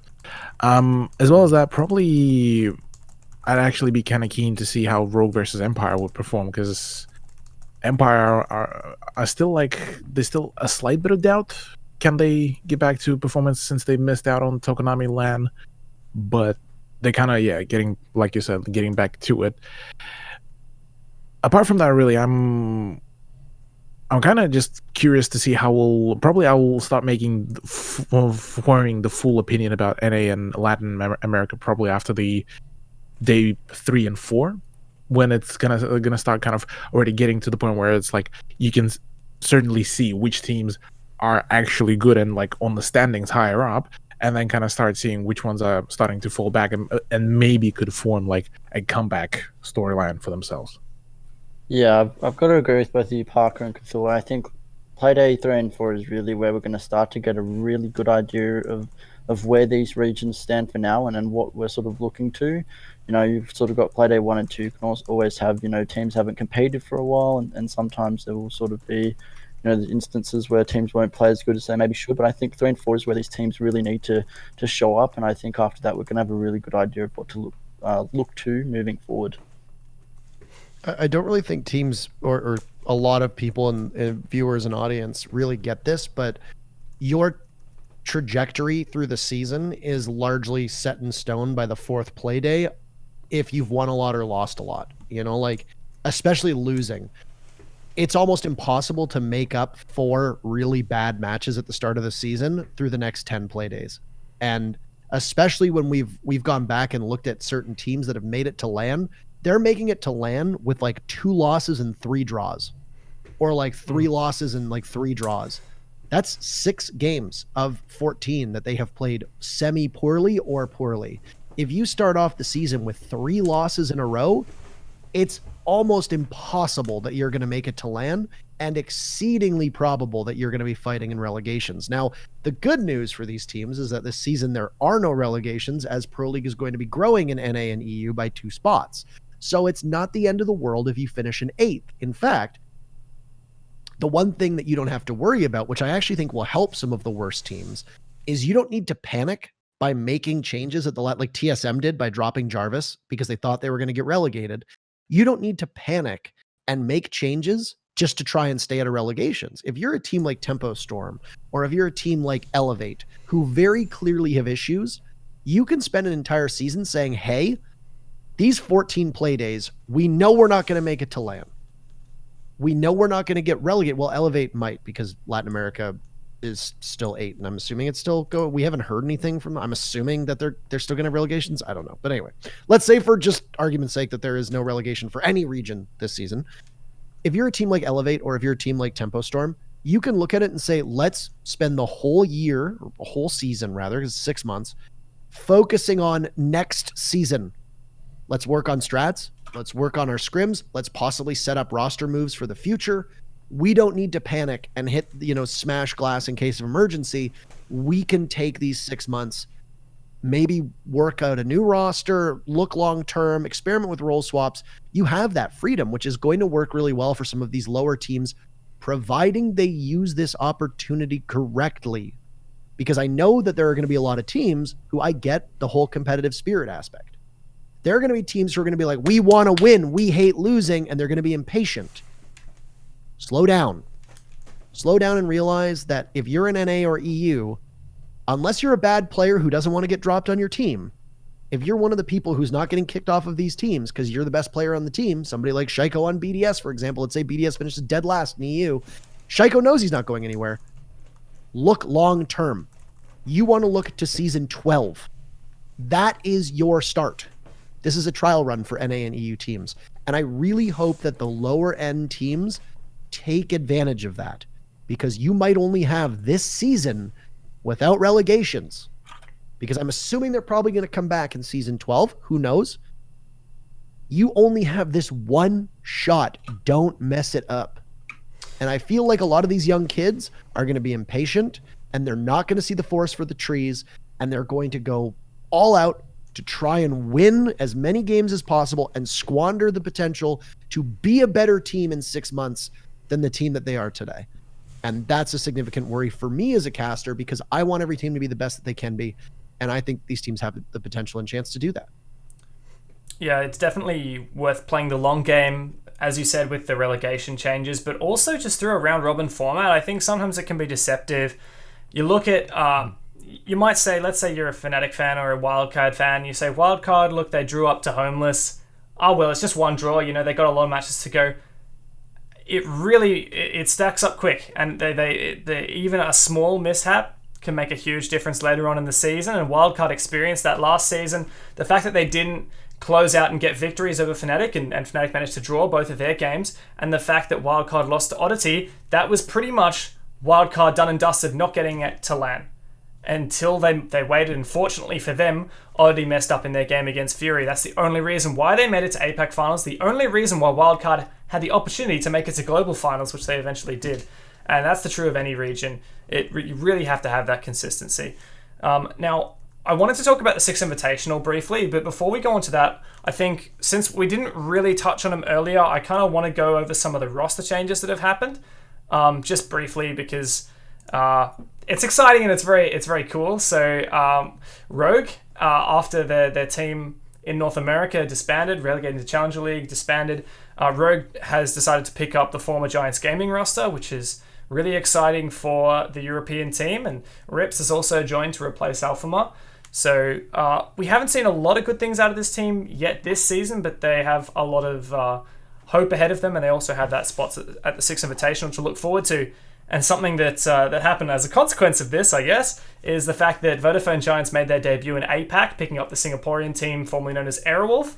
And I know that org acquisitions and roster changes happen quite frequently, and in North America and Europe, I think, I don't want to say this in a negative way, but sometimes they can kind of be taken for granted. A big org picks up another big team, and people are like, wow, that's great.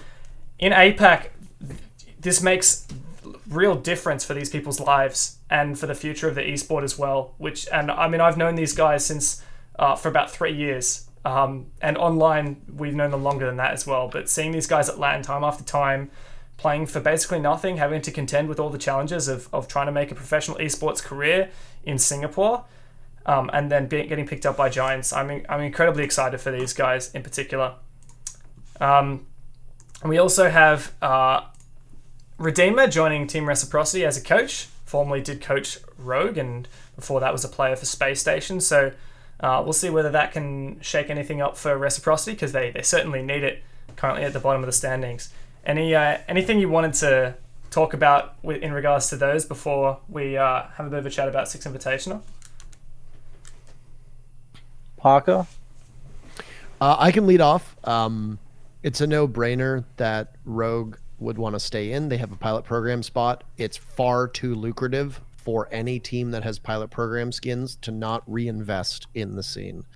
Frankly, I'm astonished that Penta is sticking with their Challenger League team, because they are very much leaving money on the table, whereas they could very easily, and I hate to say this because it's going to sound disparaging to the region, but they very easily could just pick up a top team in APAC or one of the top teams in APAC and just kind of coast if they really want to. Whereas, I think generally the belief is that it costs more money to run an EU team than it does to run an APAC team.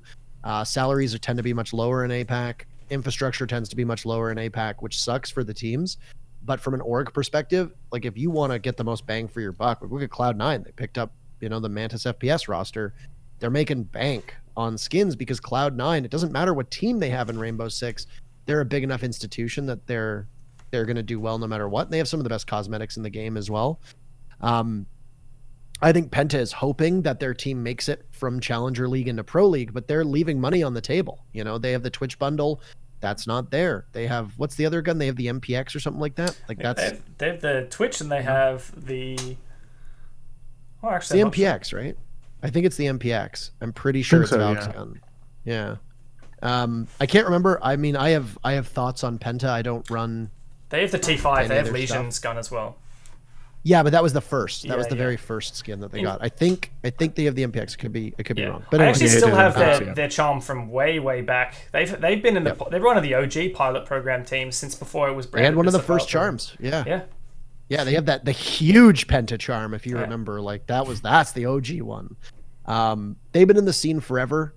Now that EU Pro League is expanding to 10, Secret is pretty much a no-brainer to be one of those two teams. I mean, who knows? They weren't against BDS and Fours, but I don't see the same level of depth in EU Challenger League this season now that BDS and Fours are up there.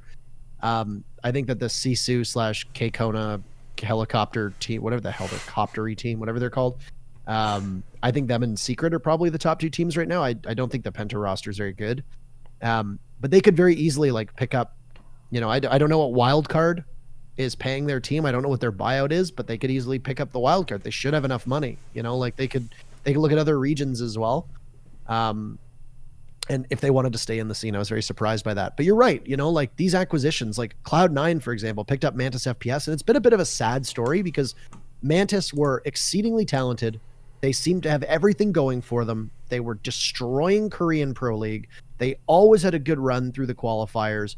They made it through that one qualifier to the 6 Invitational, and now they look bad. They do not look like a good team at all, and I don't know what it is. I don't watch enough APAC to weigh in, but it seems like since they got picked up by Cloud9, they have really struggled as a team, which I thought this Cloud9 pickup was, Cloud9 is known for providing excellent resources, team houses, support and infrastructure, good funding. I'm very surprised that C9 has struggled as much as they have within the region, and it's kind of a bummer. But yeah, I mean, Aerowolf getting picked up by Giants. From everything I heard from the guys that used to be on Giants in EU have said, Giants was extremely supportive. They cared an awful lot. I think this ex-Aerowolf roster is now in very good hands, and like I said, it makes perfect sense for Rogue to be back in it. And Rogue was very, very supportive of their NA team as well. They were one of the first teams to get a facility and to get team houses. And for a period of time, they were the best paid team in North America, and I actually think for a period of time, the Rogue squad was actually the best paid team in all of Pro League, if my memory serves me correctly. They have shown an abundance of support for their team, and if they are able to do that for the EU squad, then the EU squad hopefully will be better than they have been on LAN the last year or so. Also, Okay. Redeemer's great. Just as a side note, Redeemer's great. But I wanted him as a caster, and I'm very angry, or an analyst. I'm very angry that he went back to coaching. Yeah, and Redeemer actually did pretty well on casting wise. Was that DreamHack Montreal? Yes. DreamHack For his Frontliners. first foray into casting, I was very impressed with what he did. Obviously, he had some issues, not significant, but I think that a lot of the stuff that he did as a caster, I think could very much be worked on. I think his on-camera stuff was the shakiest. He didn't look comfortable on camera. But other than that, I thought he did a bang-up job, and I think that I think he could have even been a caster if he really wanted to. I'm kind of bummed to see him go back to coaching because we are very much starved in EU and NA for ex players moving into those roles. Wilkie flirted with it, but then he went to ENTS. Saronic only comes up for LAN events because he's, he wants to be a streamer. Like, I'm trying to get Adam and Jonas into the scene. I tweeted about it the other day to try and move that needle, but we'll see. Yeah, I think it's only a matter of time, and that's something that former players will always have that people like us, any of us, won't have. We can never say we are a former pro player and we have that knowledge. We have to earn that knowledge without getting that experience, or we have to play off of other parts, which can be very difficult. So I think it'll just wait, and these players will realize the opportunity is right for the taking. Let's go and chat a little bit about Six Invitational. I think we've talked a lot about these teams already, but I think it'd be perfect to highlight some of the main things that we're looking forward to about this event, some of the main storylines, some of the big teams to watch out for. So I think that to kick it off, you know what I'll do? If you give me a second, I will grab up the list of teams, and that way we can kind of get a bit of a perspective on things. We've got 16 teams going, and of course we don't know what that 16th team is just yet, but we do have the other 15. So once I make this looking all beautiful and everything, 1, 2, 3. Oh my gosh, it is not beautiful. That makes me very upset. I'm a stickler for my formatting, and look, we'll just give this a crack, and there you go. God bless Wikipedia. Yeah, Wikipedia saves. Wikipedia saves lives on the desk. So Team Liquid. Oh, it really does, man. So it was Team Empire from the Six Major Raleigh. From the minors, there was TSM from DreamHack Montreal, and Team Liquid from the OGA Pit minor.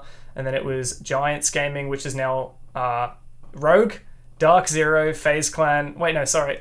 That actually was Giants Gaming, the current Giants Gaming. There you go. Giants, Dark Zero, FaZe, Rogue, Na'Vi, Ninjas in Pajamas, Team Reciprocity, and Wildcard came from Season 10.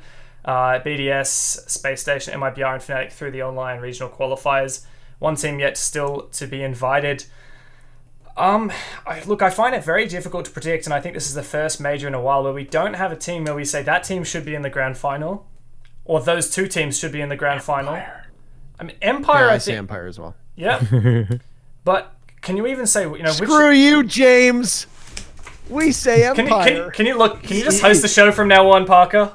Like, that's it. All I'm gonna say is metaphorically drop my mic.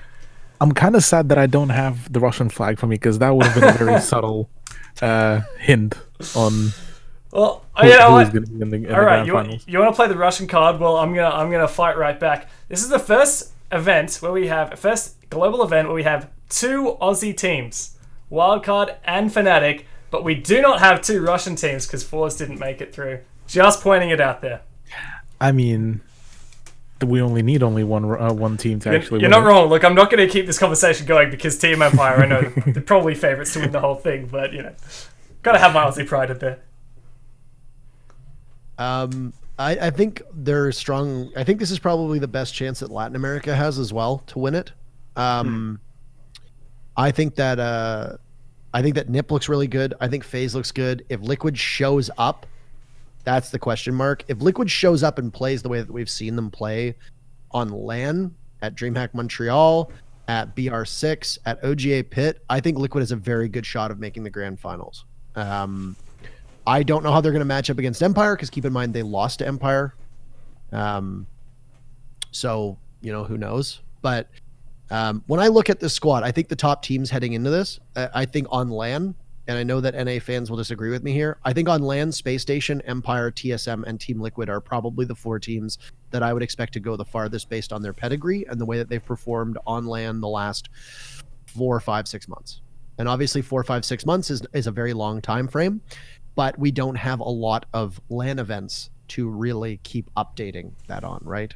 By the time we roll around to Invitational, it'll have been about 2.5-ish months since USN, which was only open to American teams, and is not a tier 1 event. So obviously teams are not going to take it as seriously as they would a tier 1 event. No shade to USN. It's just same as a lot of teams won't take OGA Pit seriously. A lot of teams are not super devastated by not making it deeper at DreamHack Montreal unless there's an invitational spot on the line for them, etc. So it's really tough, because excluding the Tokonami finals, we've only had 3 events: USN, OGA Pit, and DreamHack Montreal since the Raleigh Major. That's it. Outside of regional conflicts, if you want to call them that, for these teams. So it's a challenge, but Empire looks really, really good. Empire over the the last couple play days look as good as what they used to be, if not maybe better. We'll see. I think we'll have a better grasp on whether Empire is the real deal by the time the 7 play days are done this first half, because we're only 2 play days through. There's still 5 more to go. Empire could collapse. They could have just gotten a really good map pool their first 2 maps. We don't know. TSM, they've always played really well online and on LAN. They did well with Timsy at USN. They made Final Four. Geo is a much better player than Timsy. They're playing really well. They burned through DreamHack Montreal and looked indomitable. They did well in the qualifiers for Raleigh. I don't have any worries about TSM on lines or on LAN. Same with Space Station. Space Station on LAN have always been a good team. And, the last little while, they've been particularly good if you look at OGA Pit and USN. And then Liquid, basically the same thing. Those are the 4 teams that I'm going to be keeping an eye on. And if only one of those teams make it to the Final Four, then we've had some serious upsets, or some teams have really risen to the occasion while others have fallen off. That's generally my feeling heading into the SI. Okay. Sky, any thoughts? Yeah, I mean, I think I mentioned before, but I think it's just like so exciting. I mean, Interro, you mentioned that lately in terms of competition and seeing these teams clash, there hasn't been a whole lot of that. And although from a caster or analyst perspective, that's obviously not very fun, because obviously you guys are meant to be able to sort of predict what's going on. Obviously, that doesn't exactly make it easy. No. But I guess from a viewing perspective, it sure does make it exciting knowing that, this is anyone's to take. I mean, and especially with, again, obviously this might change with the invite spot, but currently G2 not on the board. That makes it even more exciting. So, I mean, I'm just like, I don't necessarily have any teams. Obviously, I've got my Aussie Pride, Wildcard, and Fnatic, and especially Giants, SEA. I hope that they really show up and perform. But I'm just excited to see, who takes it and all of these exciting matchups. I think it's really going to be telling to see which of these teams gets first rounded, because 4 of these teams get first rounded without winning a series. That's just how it works. And then a further 4 teams get eliminated with only winning 1 series.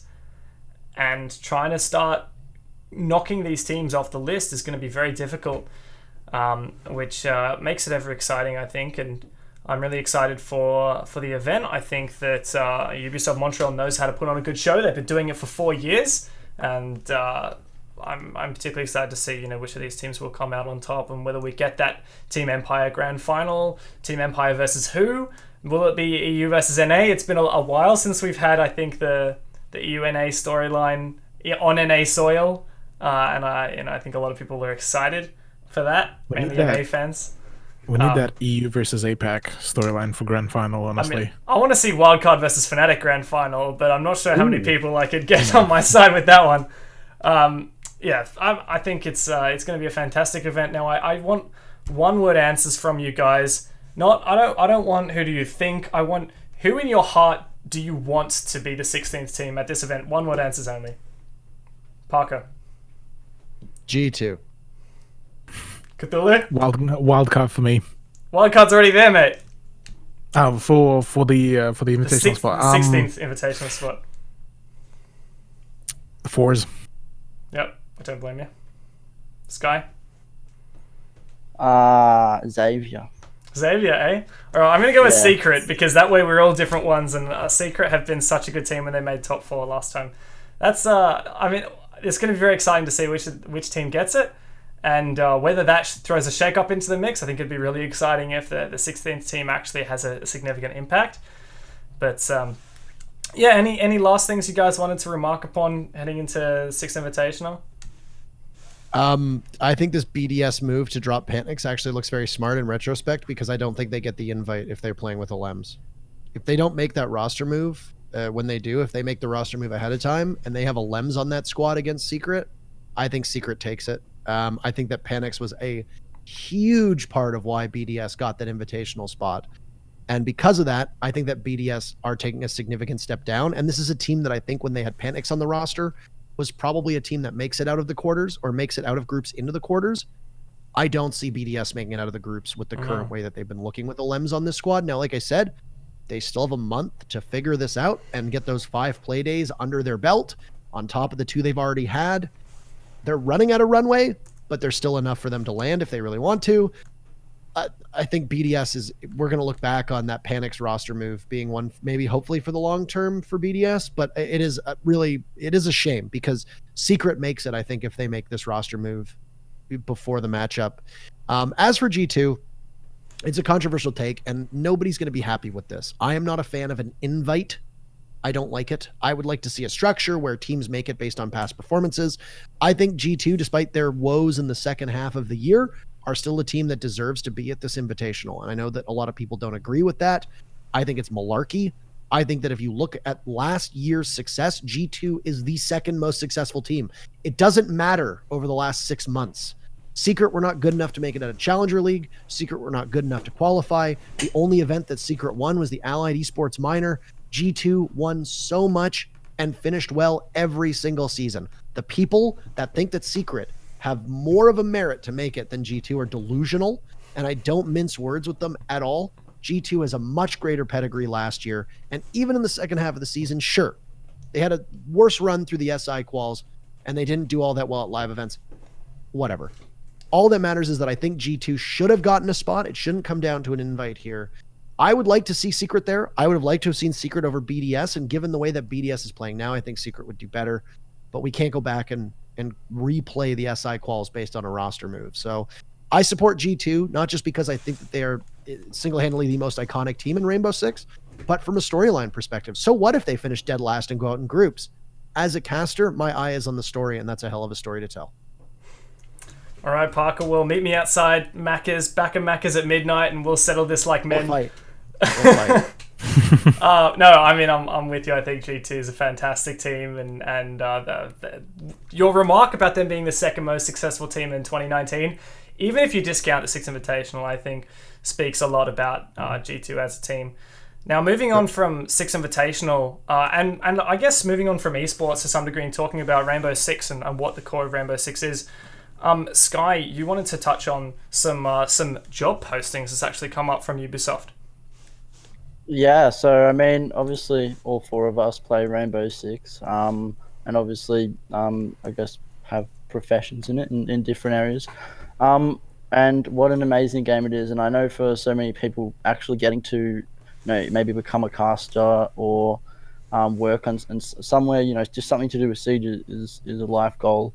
Or maybe even getting to work at Ubisoft, developing and that sort of thing. And there's actually been a range of job listings that have become available. So if you head on over to the Rainbow Six website and you click the news tab, you'll be able to actually find this post. And there are job openings as a gameplay programmer, a C++ sound programmer, a project lead as a programmer, a generalist programmer, a tools programmer, a web developer, a UI programmer specializing in C++, a game designer, a VFX artist, a UI artist, and a script writer. So there's so many different professions there. And look, if these are things that you specialize in, these are things you take interest in, then you can find more information, as I said, over at the news tab on the Rainbow Six website. And yeah, how incredible would it be to work for Ubisoft? Now is your opportunity. Get those resumes in. And I wish everyone applying the best of luck. Yeah, a lot goes into producing a game like Rainbow Six, and yeah, it definitely is a job that requires a lot of skill. If you have those skills and the interest, then go for it. Now, this is the end of the episode when we usually go through some of our favorite kind of stuff from the community. So myself, Sky, and Cthulhu have each selected one kind of item from the community, and Sky, this week you wanted to showcase the universe, the Siege universe. I did. So this actually was posted, I believe, on the 1st of Jan, so the first of this decade, on the Rainbow Six Twitter. And it sort of just shows, I guess obviously now we're starting a new decade. And this is sort of showing like where we're up to in history, where we're at for now, where we're sort of ending this decade on. And I guess sort of a recap it, just of everything that's happened before we move into 2020. And then obviously moving forward the next decade, which I think no doubt is going to be a very exciting time for Rainbow Six. So I think it's a really cool way to sort of catch up and see what's happened before, and really prepare for what's going to happen in the future. And I know especially that I think one of the people at Ubisoft actually tweeted out, like, what are you most excited for at the Invitational? And it was the esports tournament, the panels, or the community. And I was for sure, although I love esports, I'm so excited to find out more about what's going to be happening in the future of Rainbow Six. Yeah, I'm right there with you. I actually remember last year at the Six Invitational, I can't remember at what point during the schedule this was, but it was kind of the break for the casters and the analysts, and we got some time to go and have lunch.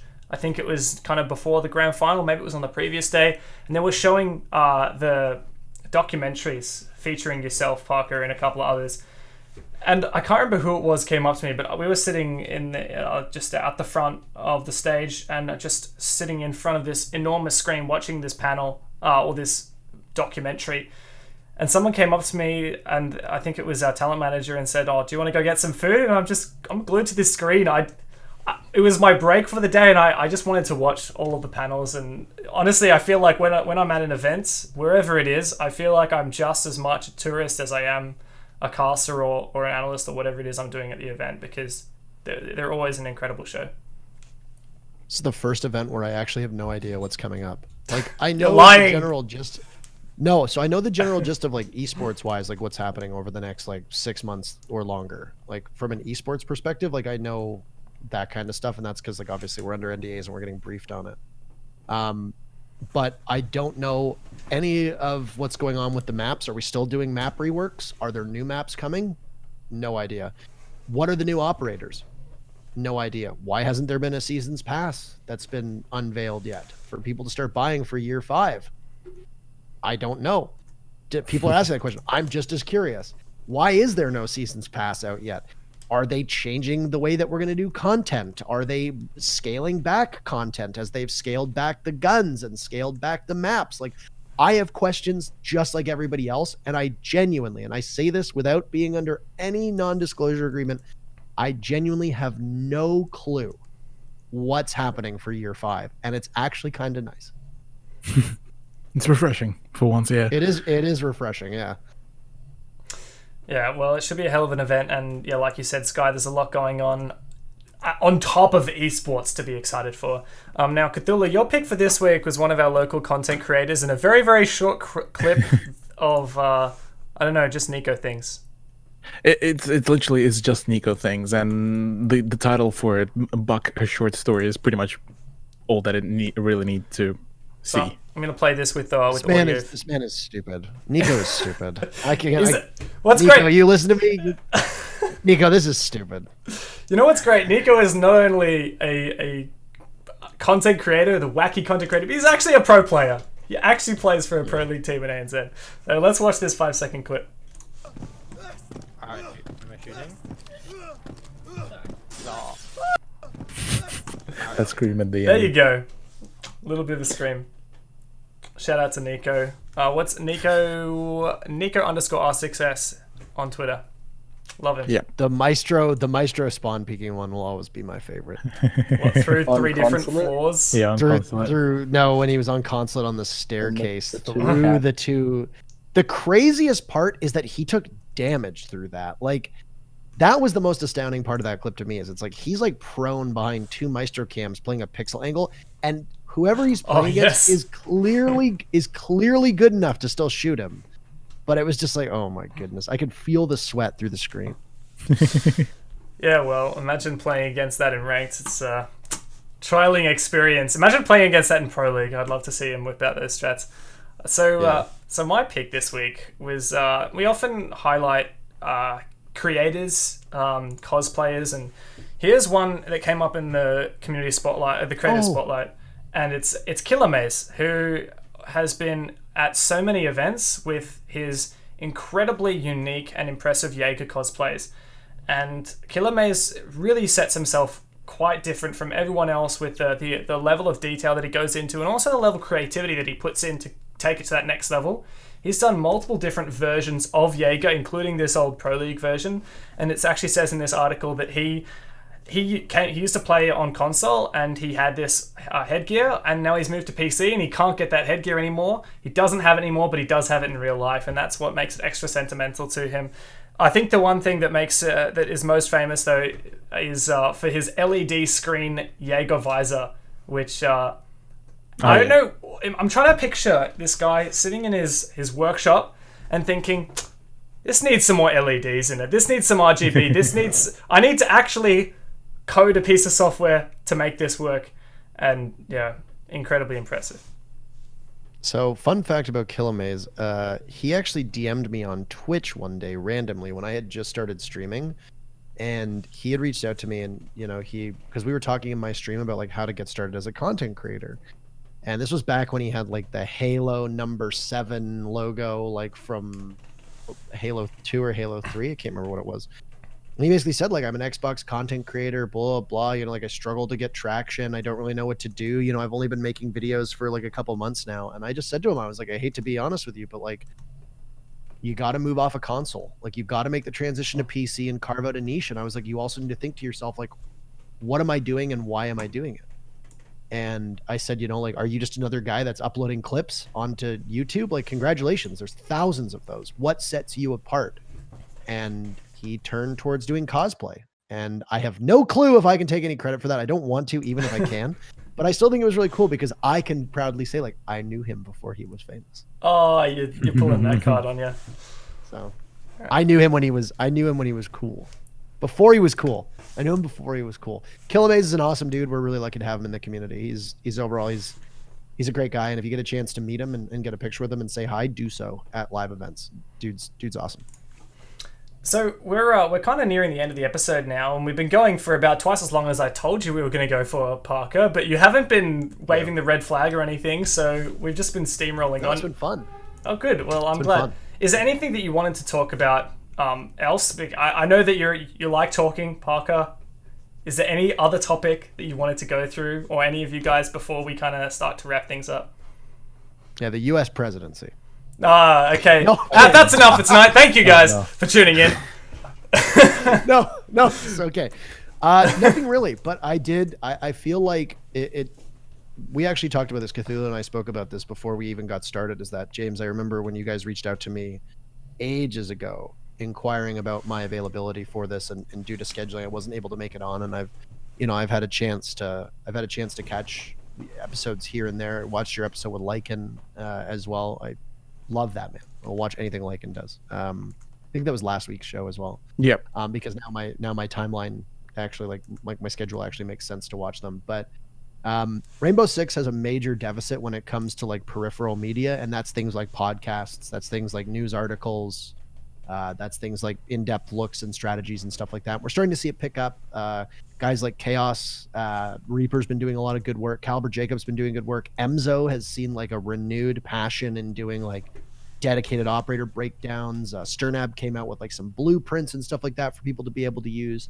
And of course, Siege GG is still pumping things out at a very respectable click. But for me, looking back, and I'm old enough in this scene to remember, Talking Siege was one of the first big podcasts, esports talk shows, etc., that we had. And I don't know the circumstance under why you're shutting down. I am bummed out actually when you messaged me to tell me this would be the last show, but there was no way I was missing out on it, because Talking Siege has been pivotal for a lot of different people to get a perspective from a region that has often lacked representation in a game that already lacks representation. And I think that you guys have done tremendous work. I'm a big fan of all of you, and I'm a big fan of the entire ANZ crew. And I just wanted to say thank you. And it is a genuine honor and privilege to be on the show, regardless of whether it's the last episode or not. But even greater to know that you chose me of all people to be the swan song, so to speak, of Talking Siege. So I just wanted to thank you. And I think that everybody that's watching, the hundreds of people that are watching right now, should give you all some credit and praise for doing this on your own schedule, on your own time, giving up parts of your day. I think it's like 6 p.m. for you, or 5 p.m. or something like that. 10 p.m. actually, and 12 p.m. for Cthulhu in New Zealand. Jeez. Well, there's no rest for the wicked, right? So we all work these crazy hours in esports, and you guys deserve an awful lot of praise for it. So thank you. Thank you as well. Thank you. Interro actually means a whole lot. Yeah, thanks, mate, for coming on tonight, and for those kind words. Well, yes, we did message you a while ago. Yes, that didn't work out. No hard feelings. You're a busy man. We're all busy here.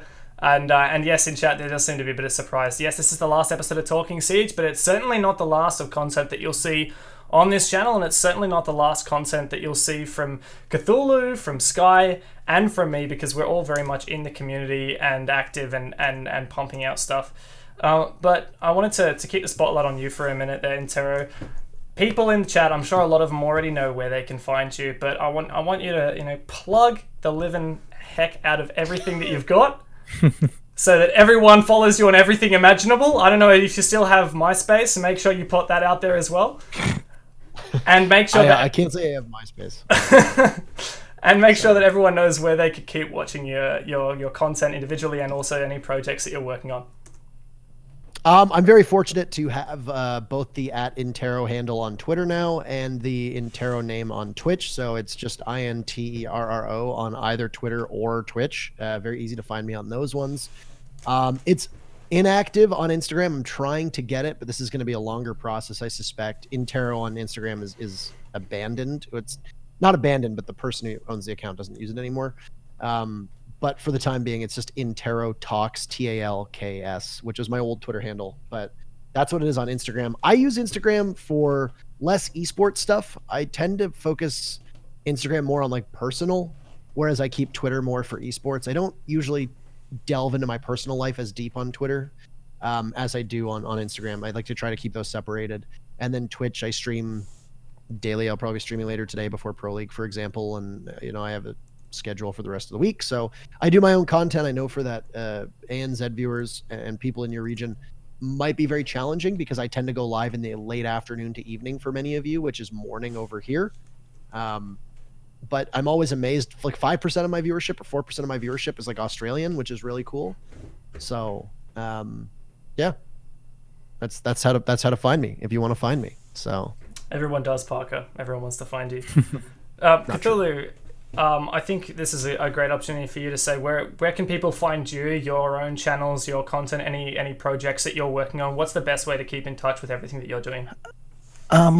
For me, probably the best way to keep in touch is either Twitter, which is Cthulhu ANZ. You can see it on the stream overlay as well. That's where I mainly hang out and where I will be posting any updates. I occasionally, very rarely, stream on Twitch, which is, once again, Cthulhu ANZ. We're keeping the consistency here. And maybe a few projects will be coming along sometime soon to kind of follow up on content stuff, so stay tuned there.